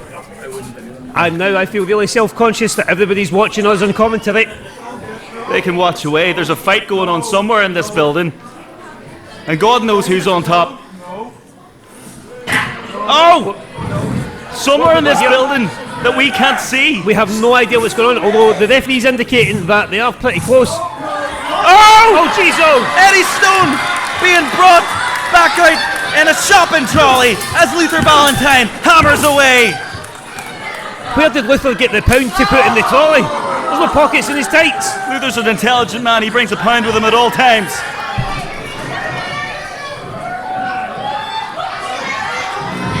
Eddie Stone being brought to the checkout. But it's a wise move though, because I don't think Eddie would have fitted in the wee seat bit that you put your reins in. Not with that attitude. But nonetheless, Luther with the upper hand, not only physically, but by embarrassing Eddie Stone by bringing him in that trolley. Luther Valentine is having the time of his life. He's toying with the remorseless one. And I don't think I've ever seen Eddie Stone in a more vulnerable position than he is right now. I don't like the look of this, Moan. I don't like the look of this. It's happening. I can't see. The fans are in the way. Oh! Smashed into the wall. But I heard it. And this bloodthirsty crowd want the remorseless one to be smacked into that wall yet again. Luther more than happy to oblige. Oh, that was a bit tame. That was a bit tame. That was more like a Lidl shop than a Tesco shop, that one. But has the damage been done? Discount damage or not? Oh! Head first into that solid brick. And look at that, there's no mats on this floor, Cooper. This is solid wooden floor. You forget sometimes, every little thing they're doing is causing immense damage. How much more can they take? Yep, every little helps, as they would say, as we try to get over into the crowd once again. Shopping centre puns are coming out now. But Luther has him up. Oh! God. How much Eddie more? Stone slammed on top of that shopping cart. Perfect pinfall. Oh, near fall on the outside. Pinfalls count anywhere, remember.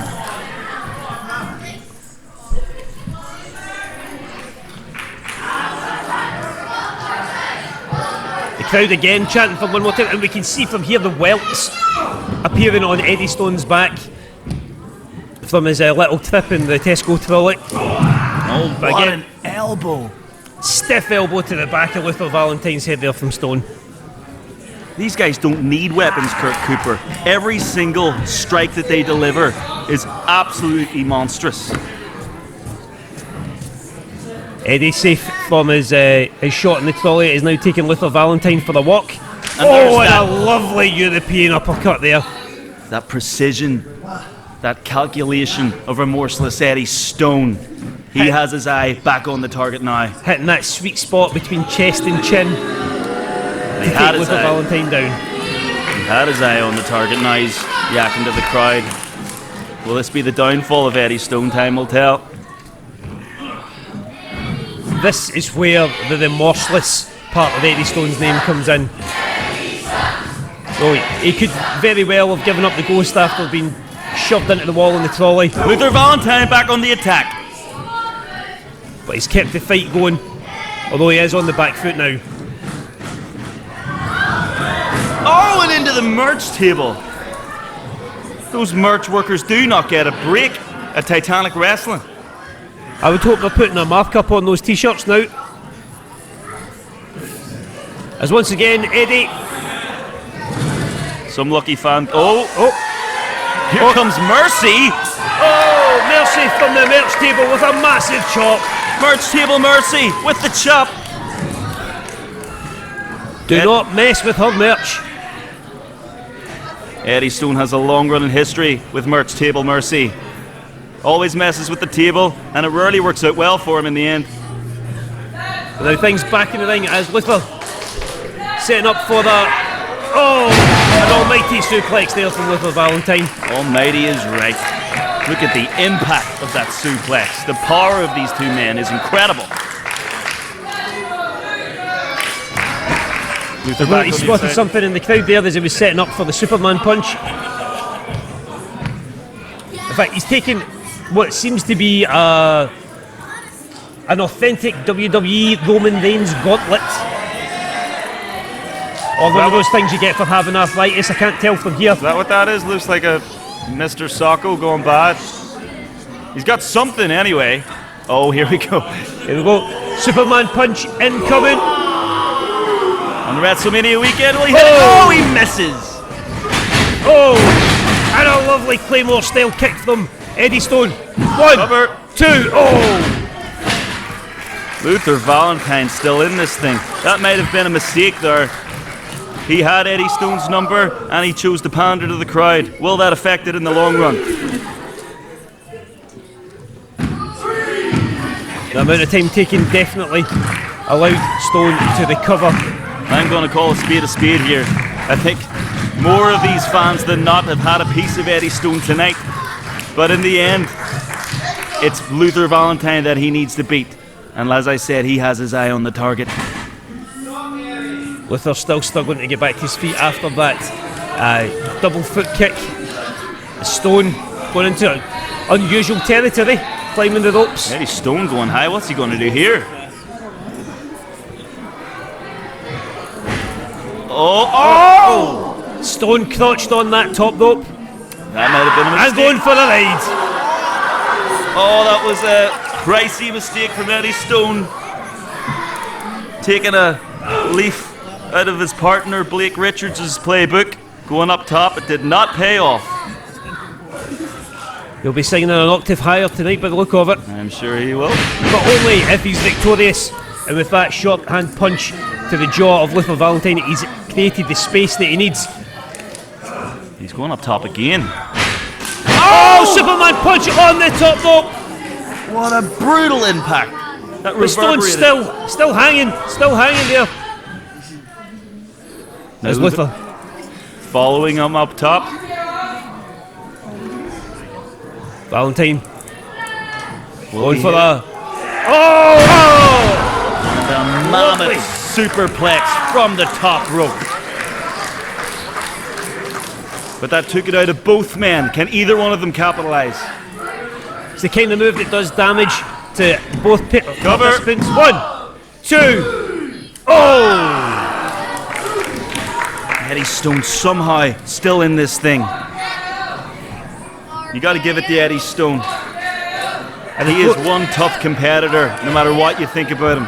The closest we've come to a final pinfall in this match, in this false count anywhere match, and it happens right bang centre of the ring. Some poetry in that.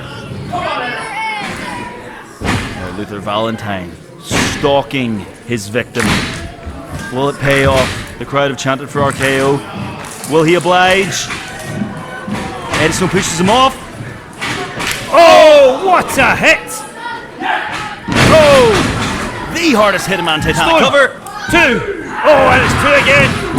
And this is still going. This is incredible. Both men showing the damage that this match has inflicted on them both. Can either of them make it to their feet long enough to finish this once and for all?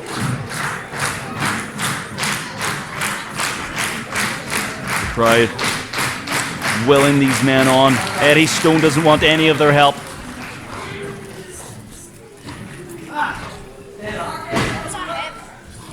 Look at the difference. He's so tired now after all this. This is the hardest hitting man in Titanic. This is what he has left, and he's giving it to Luther Valentine.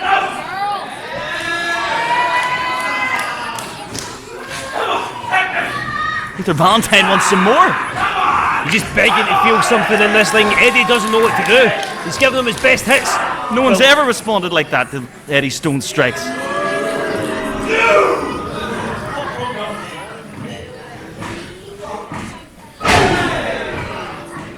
Valentine getting some of his own now.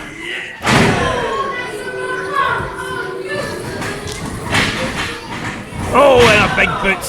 Big boot from Valentine. Calling for the RKO.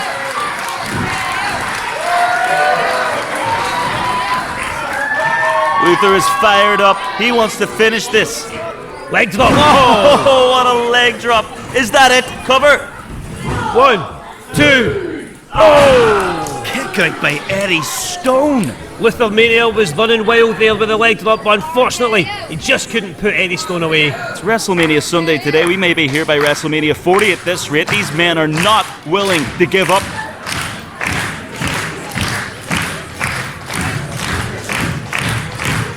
The fatigue starting to show in both men, but they're fighting through as both get back to their feet.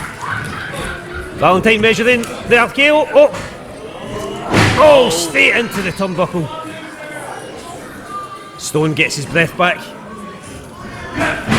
Oh! Eddie Stone taking a big risk there. A swing and a miss. Has him up on his shoulders. There it is, RKO! He hit it. Can he capitalize? Can he get Cover. 1, 2. Oh, and the referee's been pulled out by the view. And the standard are out here. Carvel pulling the ref out of the ring. Blavo break Richards on Luther Valentine. Oh, the referee Davis called the match. He's called it off. Called it off. This was a falls count anywhere match. This is not a no DQ match. And now this pack of hyenas, the standard on Luther Valentine. And the Nightmare Edition nowhere to be seen as yet. And Blake Richards just digging in. Standard doing what they do best. Pack mentality, smothering Luther Valentine with viciousness.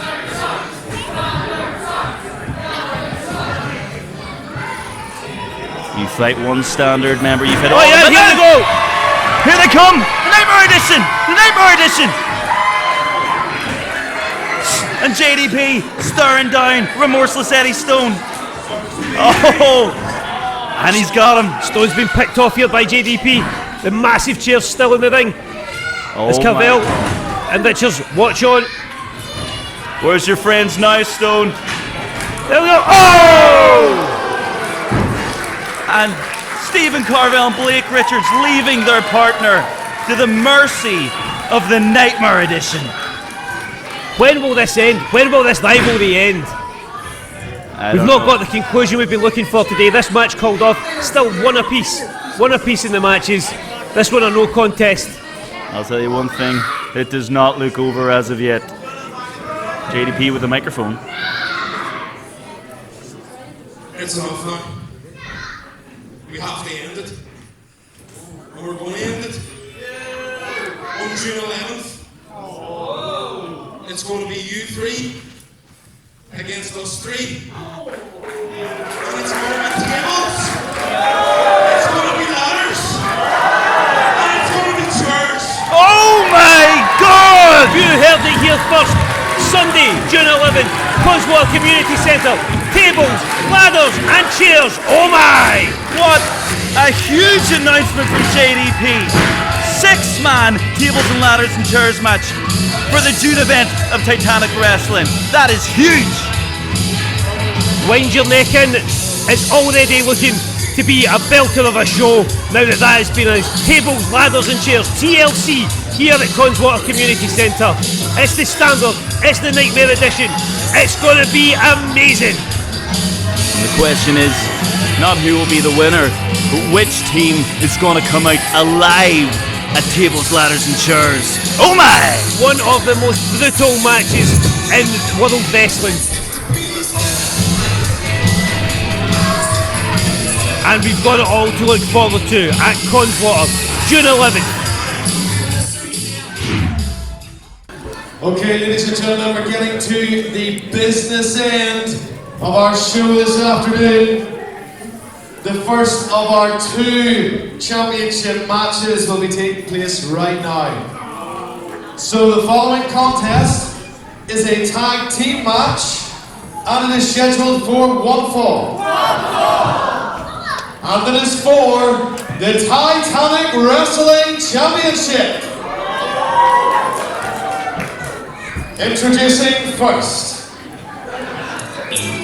And here we go, tag team championships on the line, and here they come. What a jacket that is from HWS. The tag team champions, the Barr merger, looking as flashy as we've ever seen them. They're enjoying the money of being champions.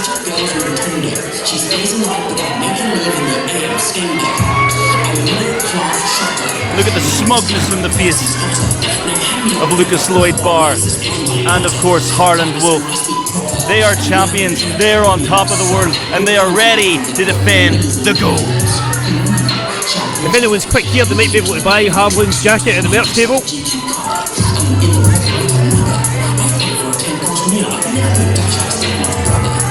People brought their checkbook, that does not look cheap.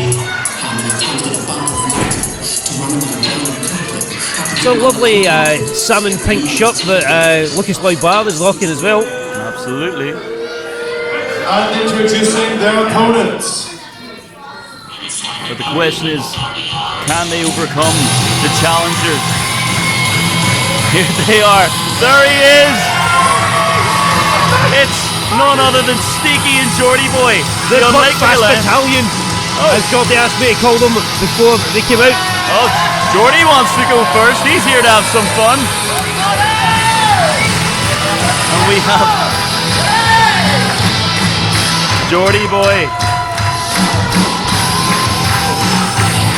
He is fired up. He has a title shot in his sights. And he has a very unorthodox partner in Steeky. Yep, and Jordy enjoying himself greatly here. You know, with Debbie Keitel out here dancing to ABBA on the way out. Jordy doing his own rendition of Dancing Queen here with those jig moves. He's got some moves on this Jordy Boy. But nevertheless, he's making sure he gets his entrance as the Steeky comes out at the right time. And his tag team partner. Now you can come out.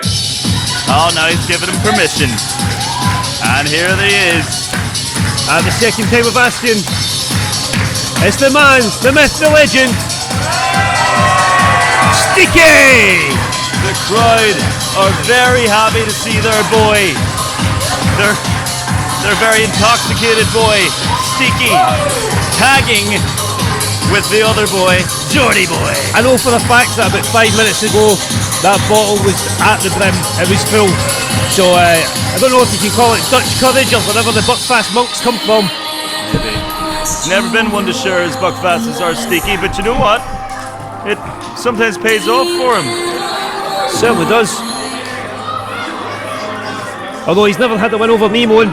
Came up against him twice, beat him twice. Well, if we're going to talk wins and losses, we could certainly go there, Kurt Cooper, but we will not, because now the tag team championships are on the line.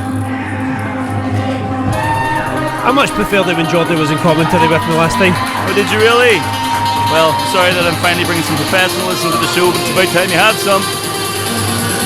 And there's Steeky playing up to the crowd.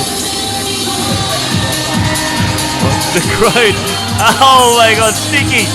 And he falling on his face getting in the ring. He better get any wine in that canvas.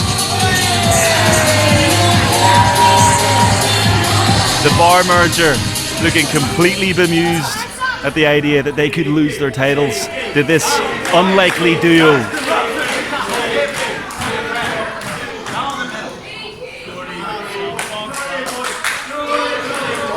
I can't be starting over, Steeky.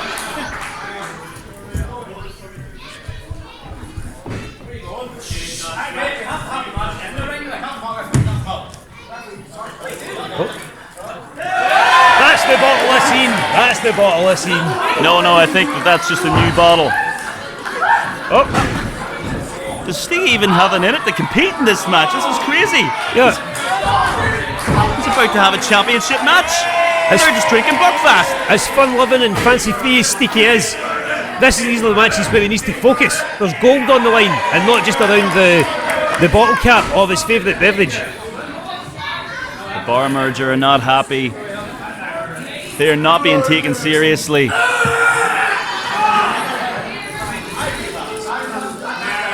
I don't even think it is Buckfast in those bottles. Buckfast does not smell as bad as what's in those bottles. Maybe that's Steeky you're smelling. No. Steeky and Jordy boy having a little pre-match toast. Now the question is this a really bad idea or in fact a really good idea? Because look at the Barr merger. They're getting in their heads. This could be a stroke of genius. Who knows? The Buckfast battalion there doing their name the world of good by downing their bottles, but you've got to think that the inebriation that is undoubtedly to come is going to favour the tag team champions. Ladies and gentlemen, the following contest is a tag team match scheduled for one fall. And it is for the Titanic Wrestling Tag Team Championship. Introducing first the challengers on my right. Hold on that line, man, right? Jordy boy wants a word. Connswater, did I tell you you're wild good looking, like? Just, here, shut your mouth, right? We've got a little story to tell you, right? I'm an eagle from Larn, he's a spec from Derry, the tonic wine, it makes us merry, a few sips and chugs, and we're a couple of stallions. Taking over your time is the Buckfast Battalion! Well, if there was any question of whether or not the Buckfast Battalion are fired up, Jordy boy just answered that there now. I am Steven. You asked 3 words you had. Steeky Steven. A maths lesson and everything there. The number 1 contenders for the Titanic Wrestling Tag Team Championship, the Buckfast Battalion! So there's made official. They have a name, they are the team, and they are competing. Our opponents on my left. They are the reigning and defending Titanic Wrestling Tag Team Champions, the new improved HW Muscle, Lucas Lloyd Barr, Merger!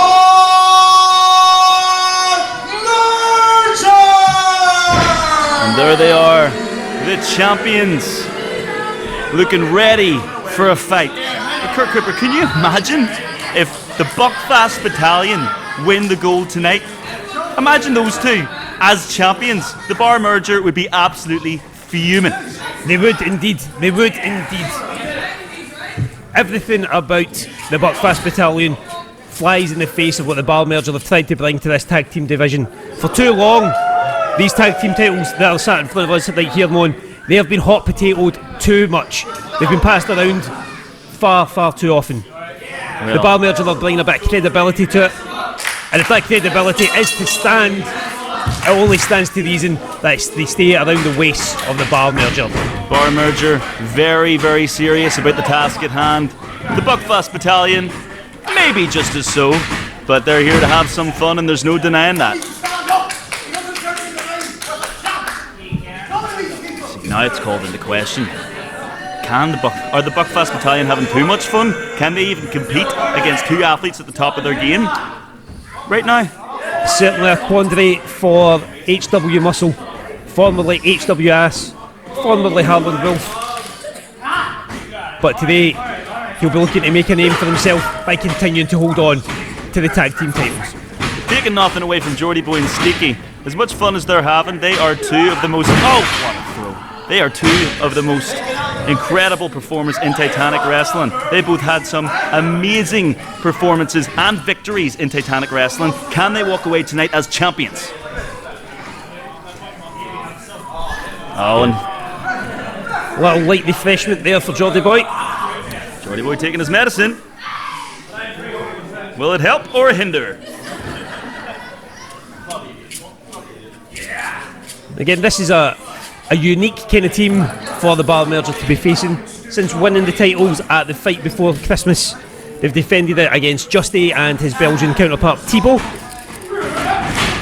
They've defended it against the Buys and Ballerina and the Bradley brothers in Portadown. So this is a completely different kettle of fish for them. Well, I mean, how do you prepare for a team like Jordy Boy and Steeky? Oh, and again running in to the brick wall that is Harland Wolf. He has come ready to fight. Steeky. Jordy pumping up there. He gets him down on the third try. Muscle didn't see that one. I mean, Harland Wolf, the Barr merger, they can't afford to underestimate these guys. They're having fun, but they are both incredible at what they do. Oh, Steeky's used as a battering ram. And the celebrations leave a lot to be desired. Oh my God, it's a little bit of bushwhacking there. bit of bushwhacking going on in that ring. Oh, good double team from the Buckfast Battalion. Oh, referees, the cover. Is this One, it? two. Oh, and there's the kick out there. Referee's slow to get down to the count. That could have been a 3 if the referee had been looking at what he should have been looking at.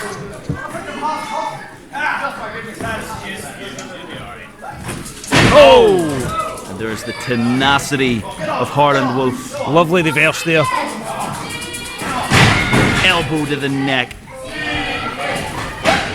We've talked a lot tonight about precision. Harland Wolf is also one of the most precise strikers in all of Titanic wrestling. And in Lucas Lloyd Barr, you get someone that is as tough as they are in the ring as they are in the courtroom. Lovely snapmare there. Oh, and a powerful elbow drop to the sternum of Steeky. 1, 2, and there's a kick out again. Barr merger trying to end things early. They're done with being made a joke out of. They came here to win, not to have fun. Abiding by the rules every step of the way, the Barr merger. HW Muscle with his hand on the tag rope there. Oh, For laying in some lovely toe kicks to the gut. stomping a mud hole. Hard. Steeky. Hard buckle taken by Steeky there. 1, 2. Bit of a lackadaisical pin there from HW Muscle. That's what I'm talking about. As much as the Buckfast Battalion appear to be inebriated, you cannot underestimate them. If you do, it could be the end of your championship reign. Lloyd Barr back in.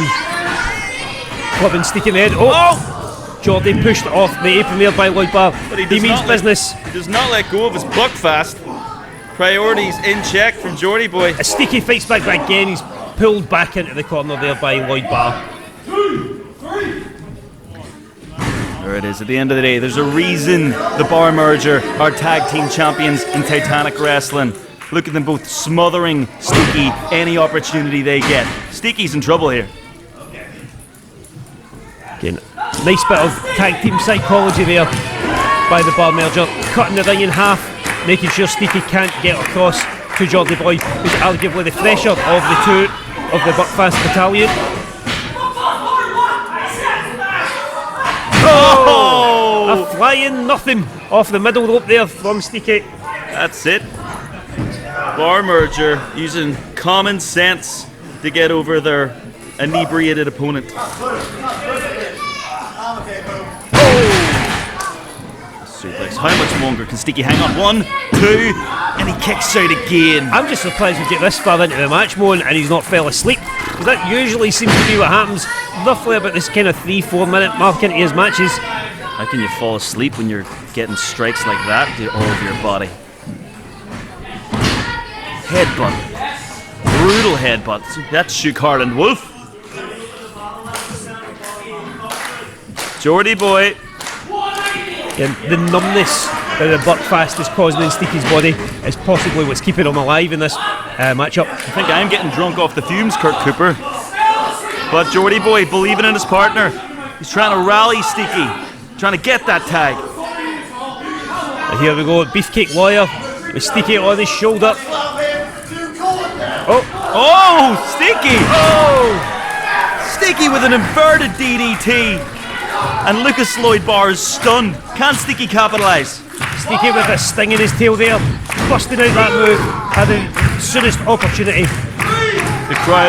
The crowd willing Steeky on to get that tag with Jordy boy. Can he do it? Lucas Lloyd Barr also looking for the tag.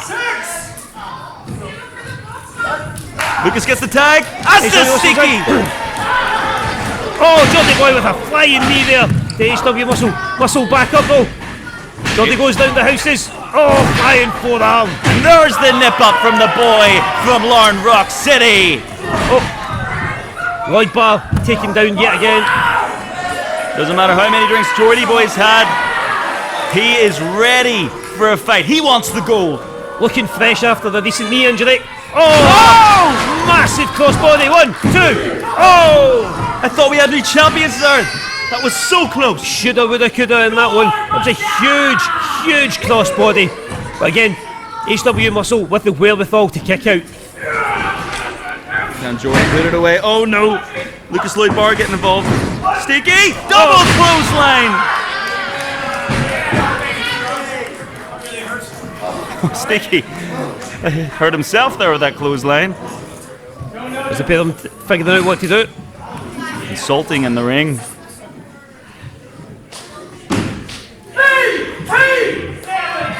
Oh!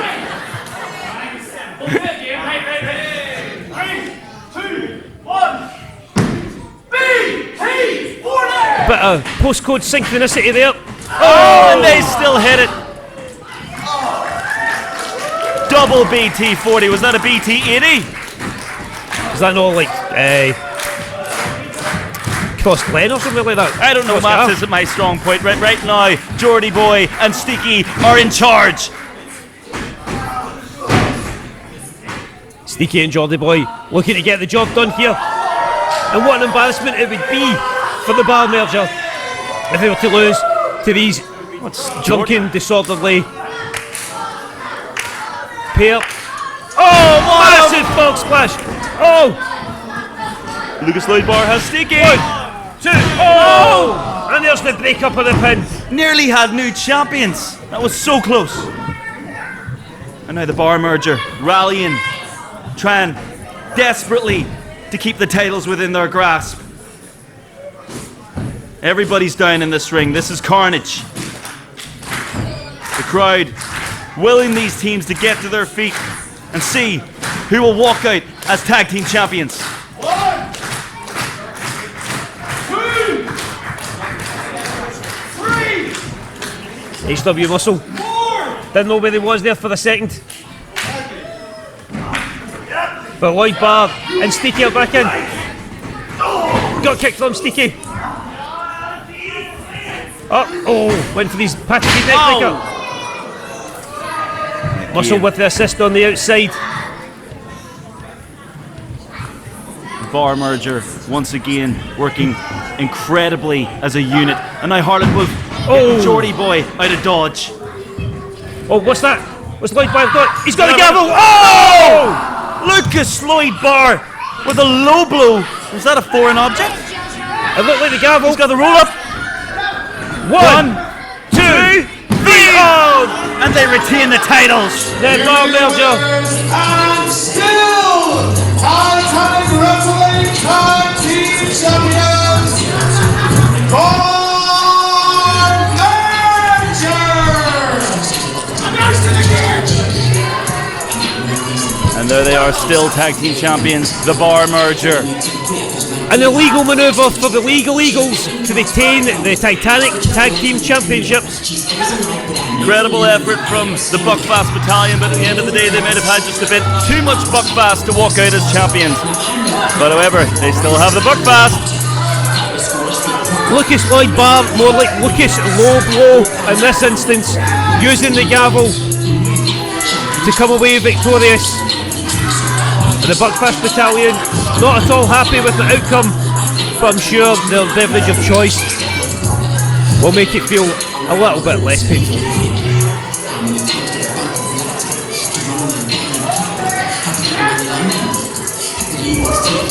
as the champs lap it up in the ring. Oh, heard this before.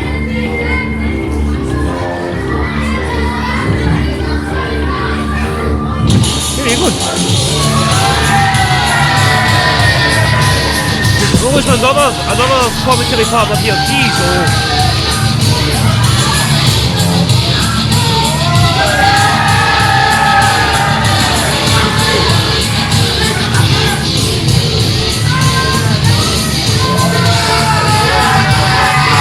So looks like we've got the Hallians back then.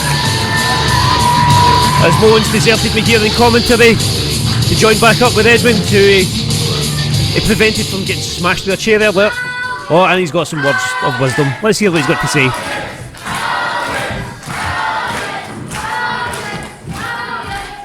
The Hallians are...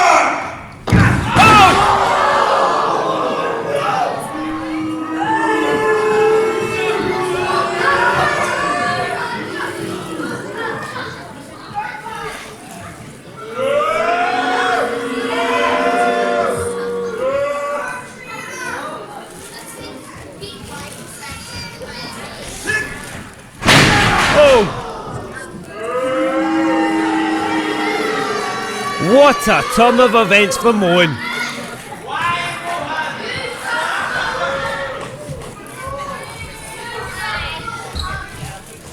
Dead.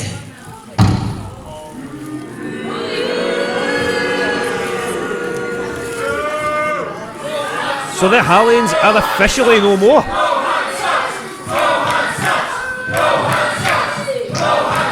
What a turn of events here, up the Lagan in a bubble. As Moen walks to the back, and Redmond's helped out of the ring. No one would have saw that coming earlier on. The two of them look thick as thieves. Ladies and gentlemen, boys and girls, hope you enjoy yourself this afternoon. Folks, we have one more match for you. It's our main event of the evening. And it's big. It's huge. It's enormous. It's humongous. It is Titanic!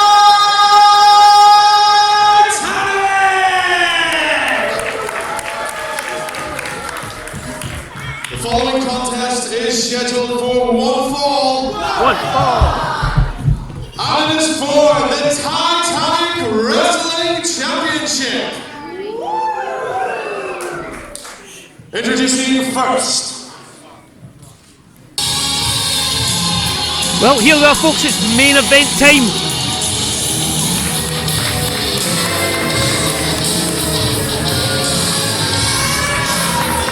And it's a new look for this evening's challenger. Gone are the long boys, in with the shorts.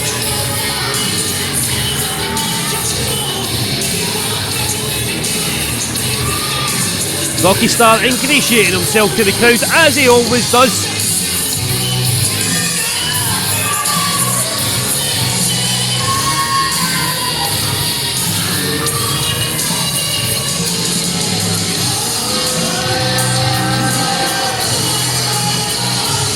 Rocky Starr looking impressive. He's been putting the work in the gym and in the ring.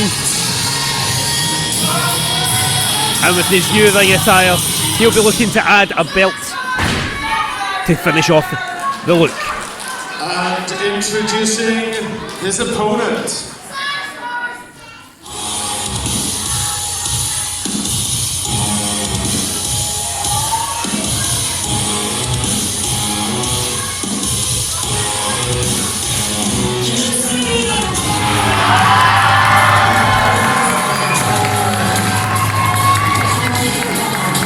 What a reception for the Titanic Wrestling Champion, Bobbi Diamond!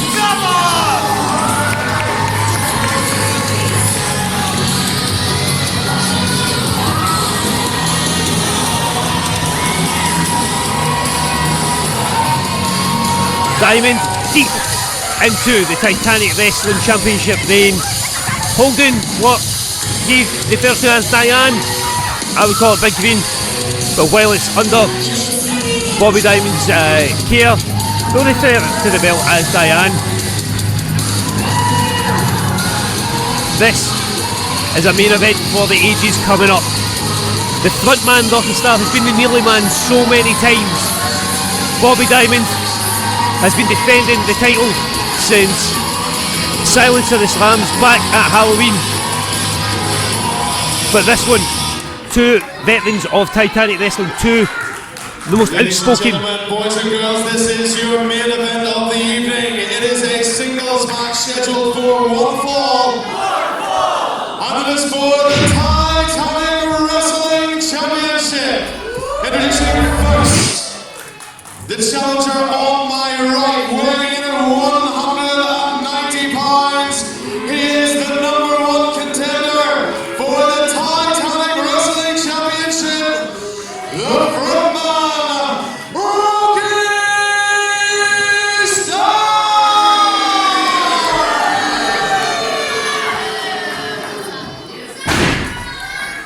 And introducing his opponent on my left, he is the jewel in the crown of Titanic Wrestling, the reigning and defending Titanic Wrestling Champion, the Queen of Mean, Bobbi Diamond!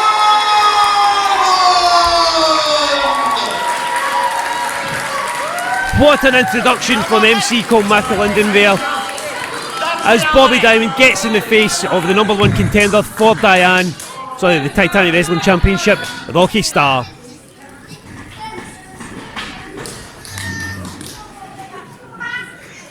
Rocky is in incredible shape coming into this one.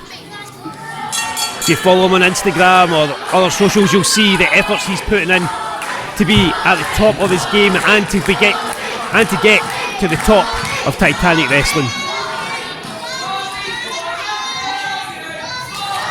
Meanwhile, Bobbi has been enjoying some fantastic defences of the title. Most recently defending against Butch here at Connswater Community Centre back Suplex to the Future a couple of months back. He's also defended it against Eddie Stone, who we've already seen today in Portadown, and we also saw him against the View, Steven Carvel in Ballymena. But this is the one that Rocky has been waiting for. Rocky won the #1 contendership in a 4-way the last time out here at Connswater, and he's bided his time. He's bided his time as he's looked to get ring fit, get championship winning fit against Bobbi Diamond here, who's going to town with the flair and the pageantry there with the cartwheels, the multiple cartwheels, and takes control of Rocky at the head.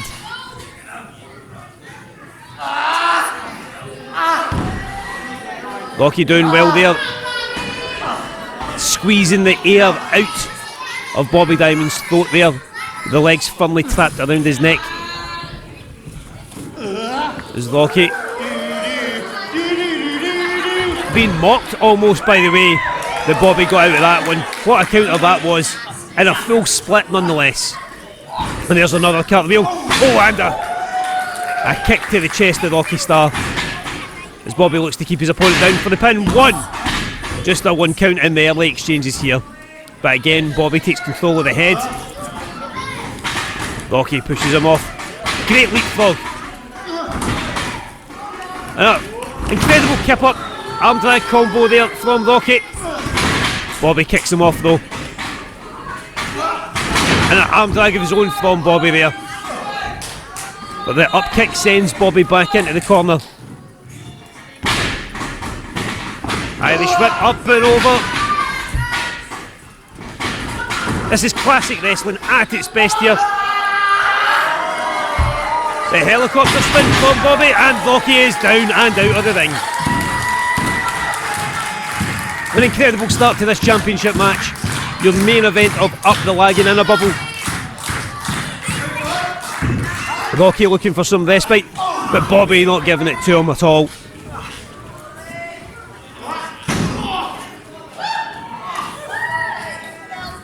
Bobbi showing Rocky exactly why he has been the Titanic champion for the last few months.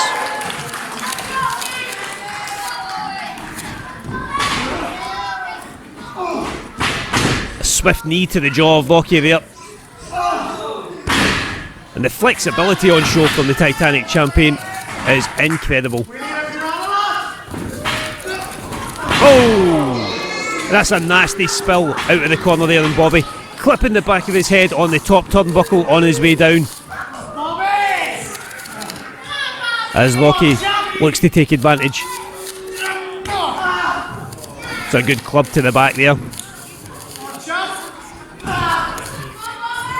Starr mocking Bobbi Diamond with every kick, every slap.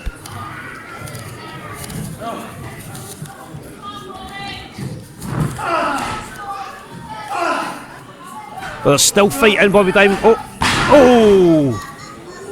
Oh, an amazing backbreaker, neckbreaker combo there from Rocky. There's one, there's two. Oh, the front man looking to get things done early on in this one.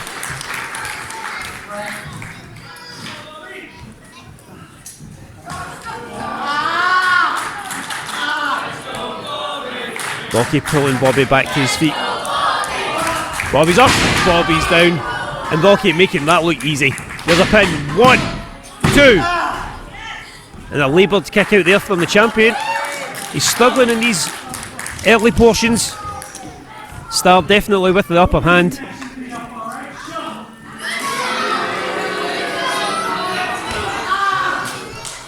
Rocky getting a bit of heat from the crowd there. Oh! Diamond, he's had it his own way here in Titanic for quite a while, as he's had Diane round his belt. But 1, 2, oh! But Rocky Starr showing why he has the championship credentials, qualifying as the #1 contender for this match from a match at Back Suplex to the Future back in February. He beat off stiff competition from CBL and Steeky in that match to come out the victor. And it looks like he's had today in his focus ever since then. There's a couple again, 1, 2, oh, and another kick out. That's at least 4 pins that Rocky has managed to get on the champion in the opening exchanges here.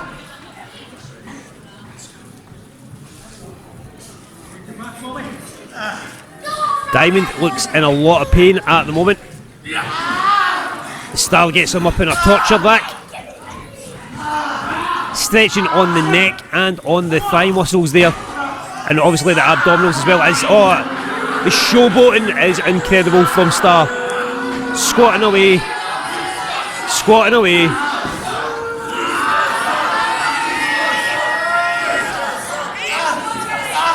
Starr looking every bit the Starr here. Oh, there's a quick crucifix pin, 1, 2, oh. A bit of life in Bobbi Diamond yet. Diamond with the roll up. 1, 2, oh, and again another kick out from Starr.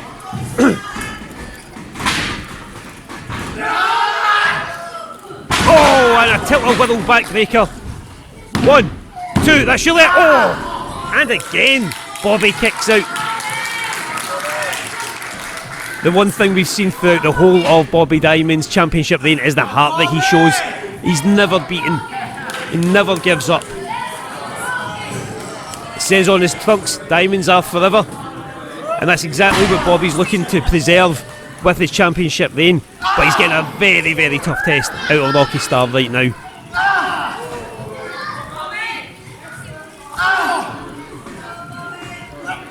Some hard forearms into the chest of Starr there, but a good club to the back. Puts Starr on the front foot again. Oh, and a modified backbreaker there. Modified backstabber off the ropes. 1, 2. Almost to 3 there. That nearly done it. That nearly ended the reign of Bobbi Diamond.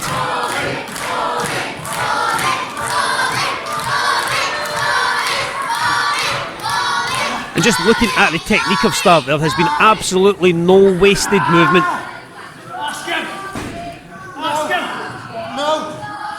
As he locks on a choke in the middle of the ring. Bobbi has nowhere to go. He's pulled off an eyelash. Mocking the Queen of Mean to the highest extremes there. Some clubs to the lower back. Oh, and the flexibility of Bobbi Diamond. Usually that is a positive for them, but in this instance, with the leg bent in an unorthodox way, it's proven to be uncomfortable for them. It's sort of like a modified STF that Starr's got on there. As Starr goes for Bobbi goes for the bottom rope, and he gets there. Rocky being counted off by the referee. It's physically broken up there.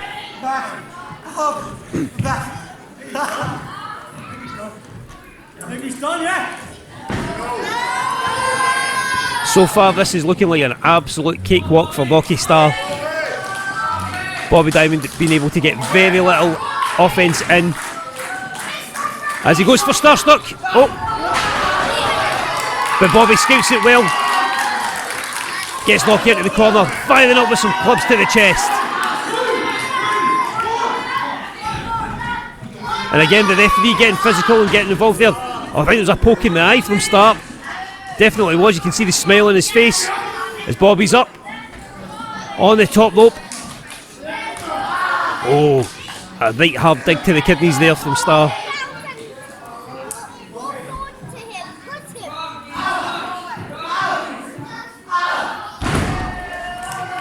Bobbi Diamond doing well to displace the momentum of Rocky Starr. It looks like he's going for the moonsault, but again Rocky with the wherewithal to crotch him on that top rope, using his vast experience. I mean, Rocky Starr, he is a former PWU champion. He has tasted gold in Northern Irish wrestling, and by the way things are going, it looks like he's going to satisfy his hunger for it yet again.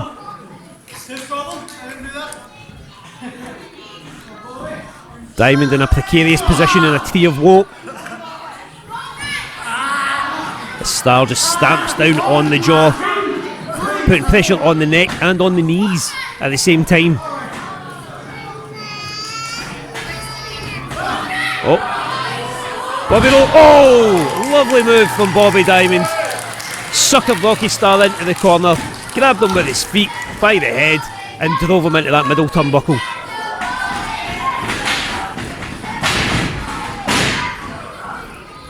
Both men running into each other, and it's Bobbi Diamond that takes the sorest of it. The champion has been in real trouble at points during this match. Again, he just can't seem to get any flow. Anytime he's coming back, Rocky has the moves to put him down.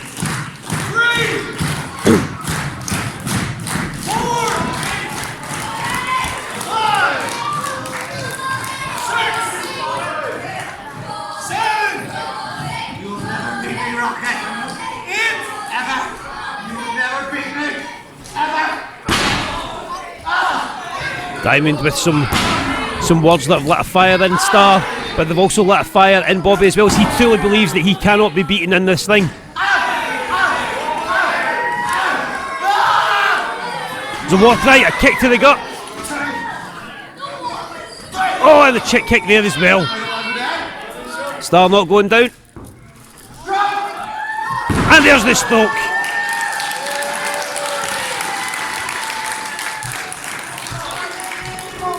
There's one of Bobby's patented moves here. Knees to the stomach.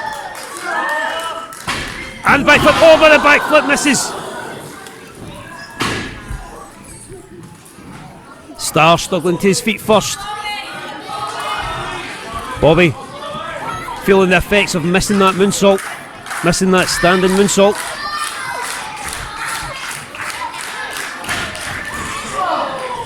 Back elbow by Starr in the corner. Oh.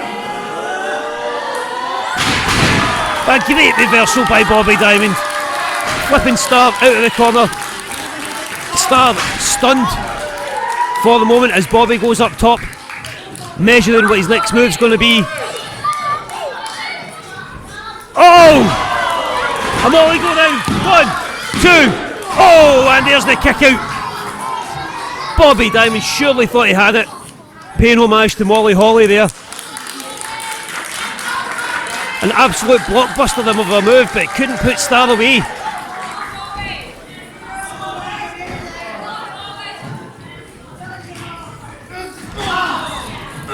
And again, a bit laboured there from Diamond. It's allowing Rocky Starr to get back into it. Those clubbing elbows to the back of the neck, putting the champion down. I told you! You made me I told you! Do you understand this? Oh! A reprehensible move from Rocky Starr, spitting in the face of the champion. Oh, spine buster! Surely, 1, 2, oh my gosh! Where did that kick out come from?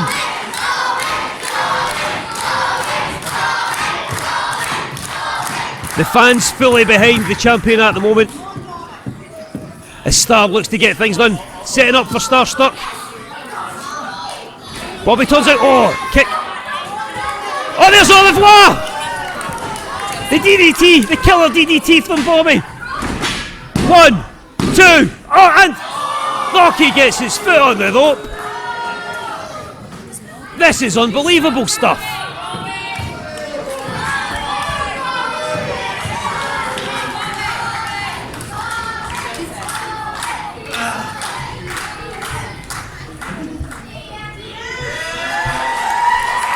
Rocky's still laid out though.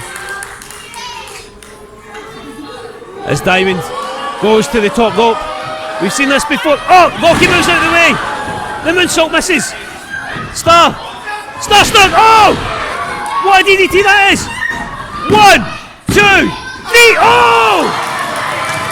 It couldn't have been any closer. Everyone in this capacity crowd thought Starr had it there. How has Diamond kicked out of that one?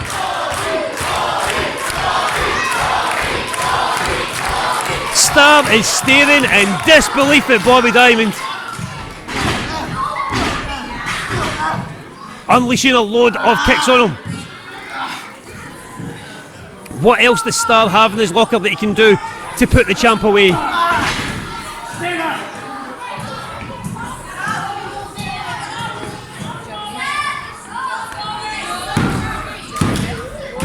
Starr taking his time getting to the top rope here. It's not somewhere that he's used to going. It's given Bobbi the time to get back. And it's put Starr in a precarious position. Bobbi using all his might to fight back as the two of them. Oh, there's a headbutt from Starr. But it hasn't taken Bobbi down, it's staggered him a little bit. This is a dangerous position for both competitors. Oh. Spanish fly! Spanish fly by Bobbi Diamond. Gets knocked up. There's no the flag. Oh! 1, 2, 3, and Bobbi Diamond retains the Titanic Championship.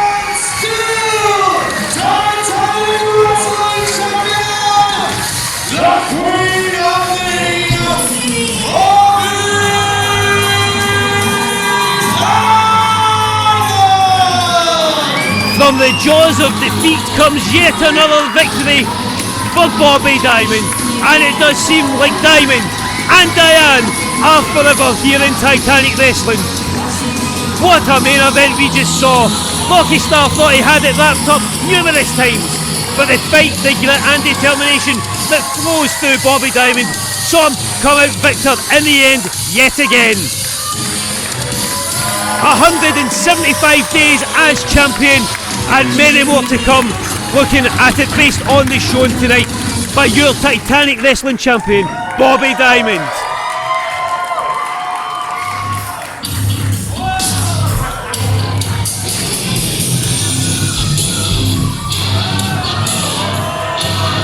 And would you believe it? We talked to him up earlier on about looking for title opportunities. The dark horse Nathaniel Ryan staring down the barrel of the champion.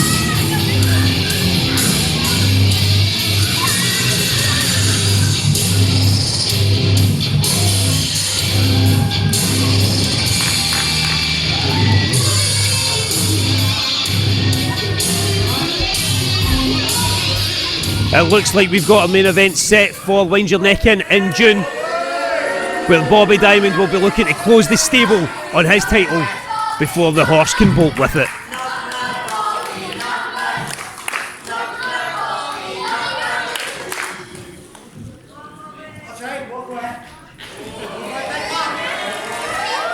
And once again, Bobby Diamond stands victorious at the end.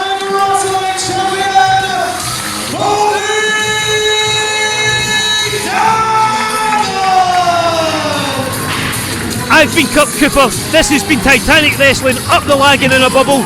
We'll see you in June. Good night.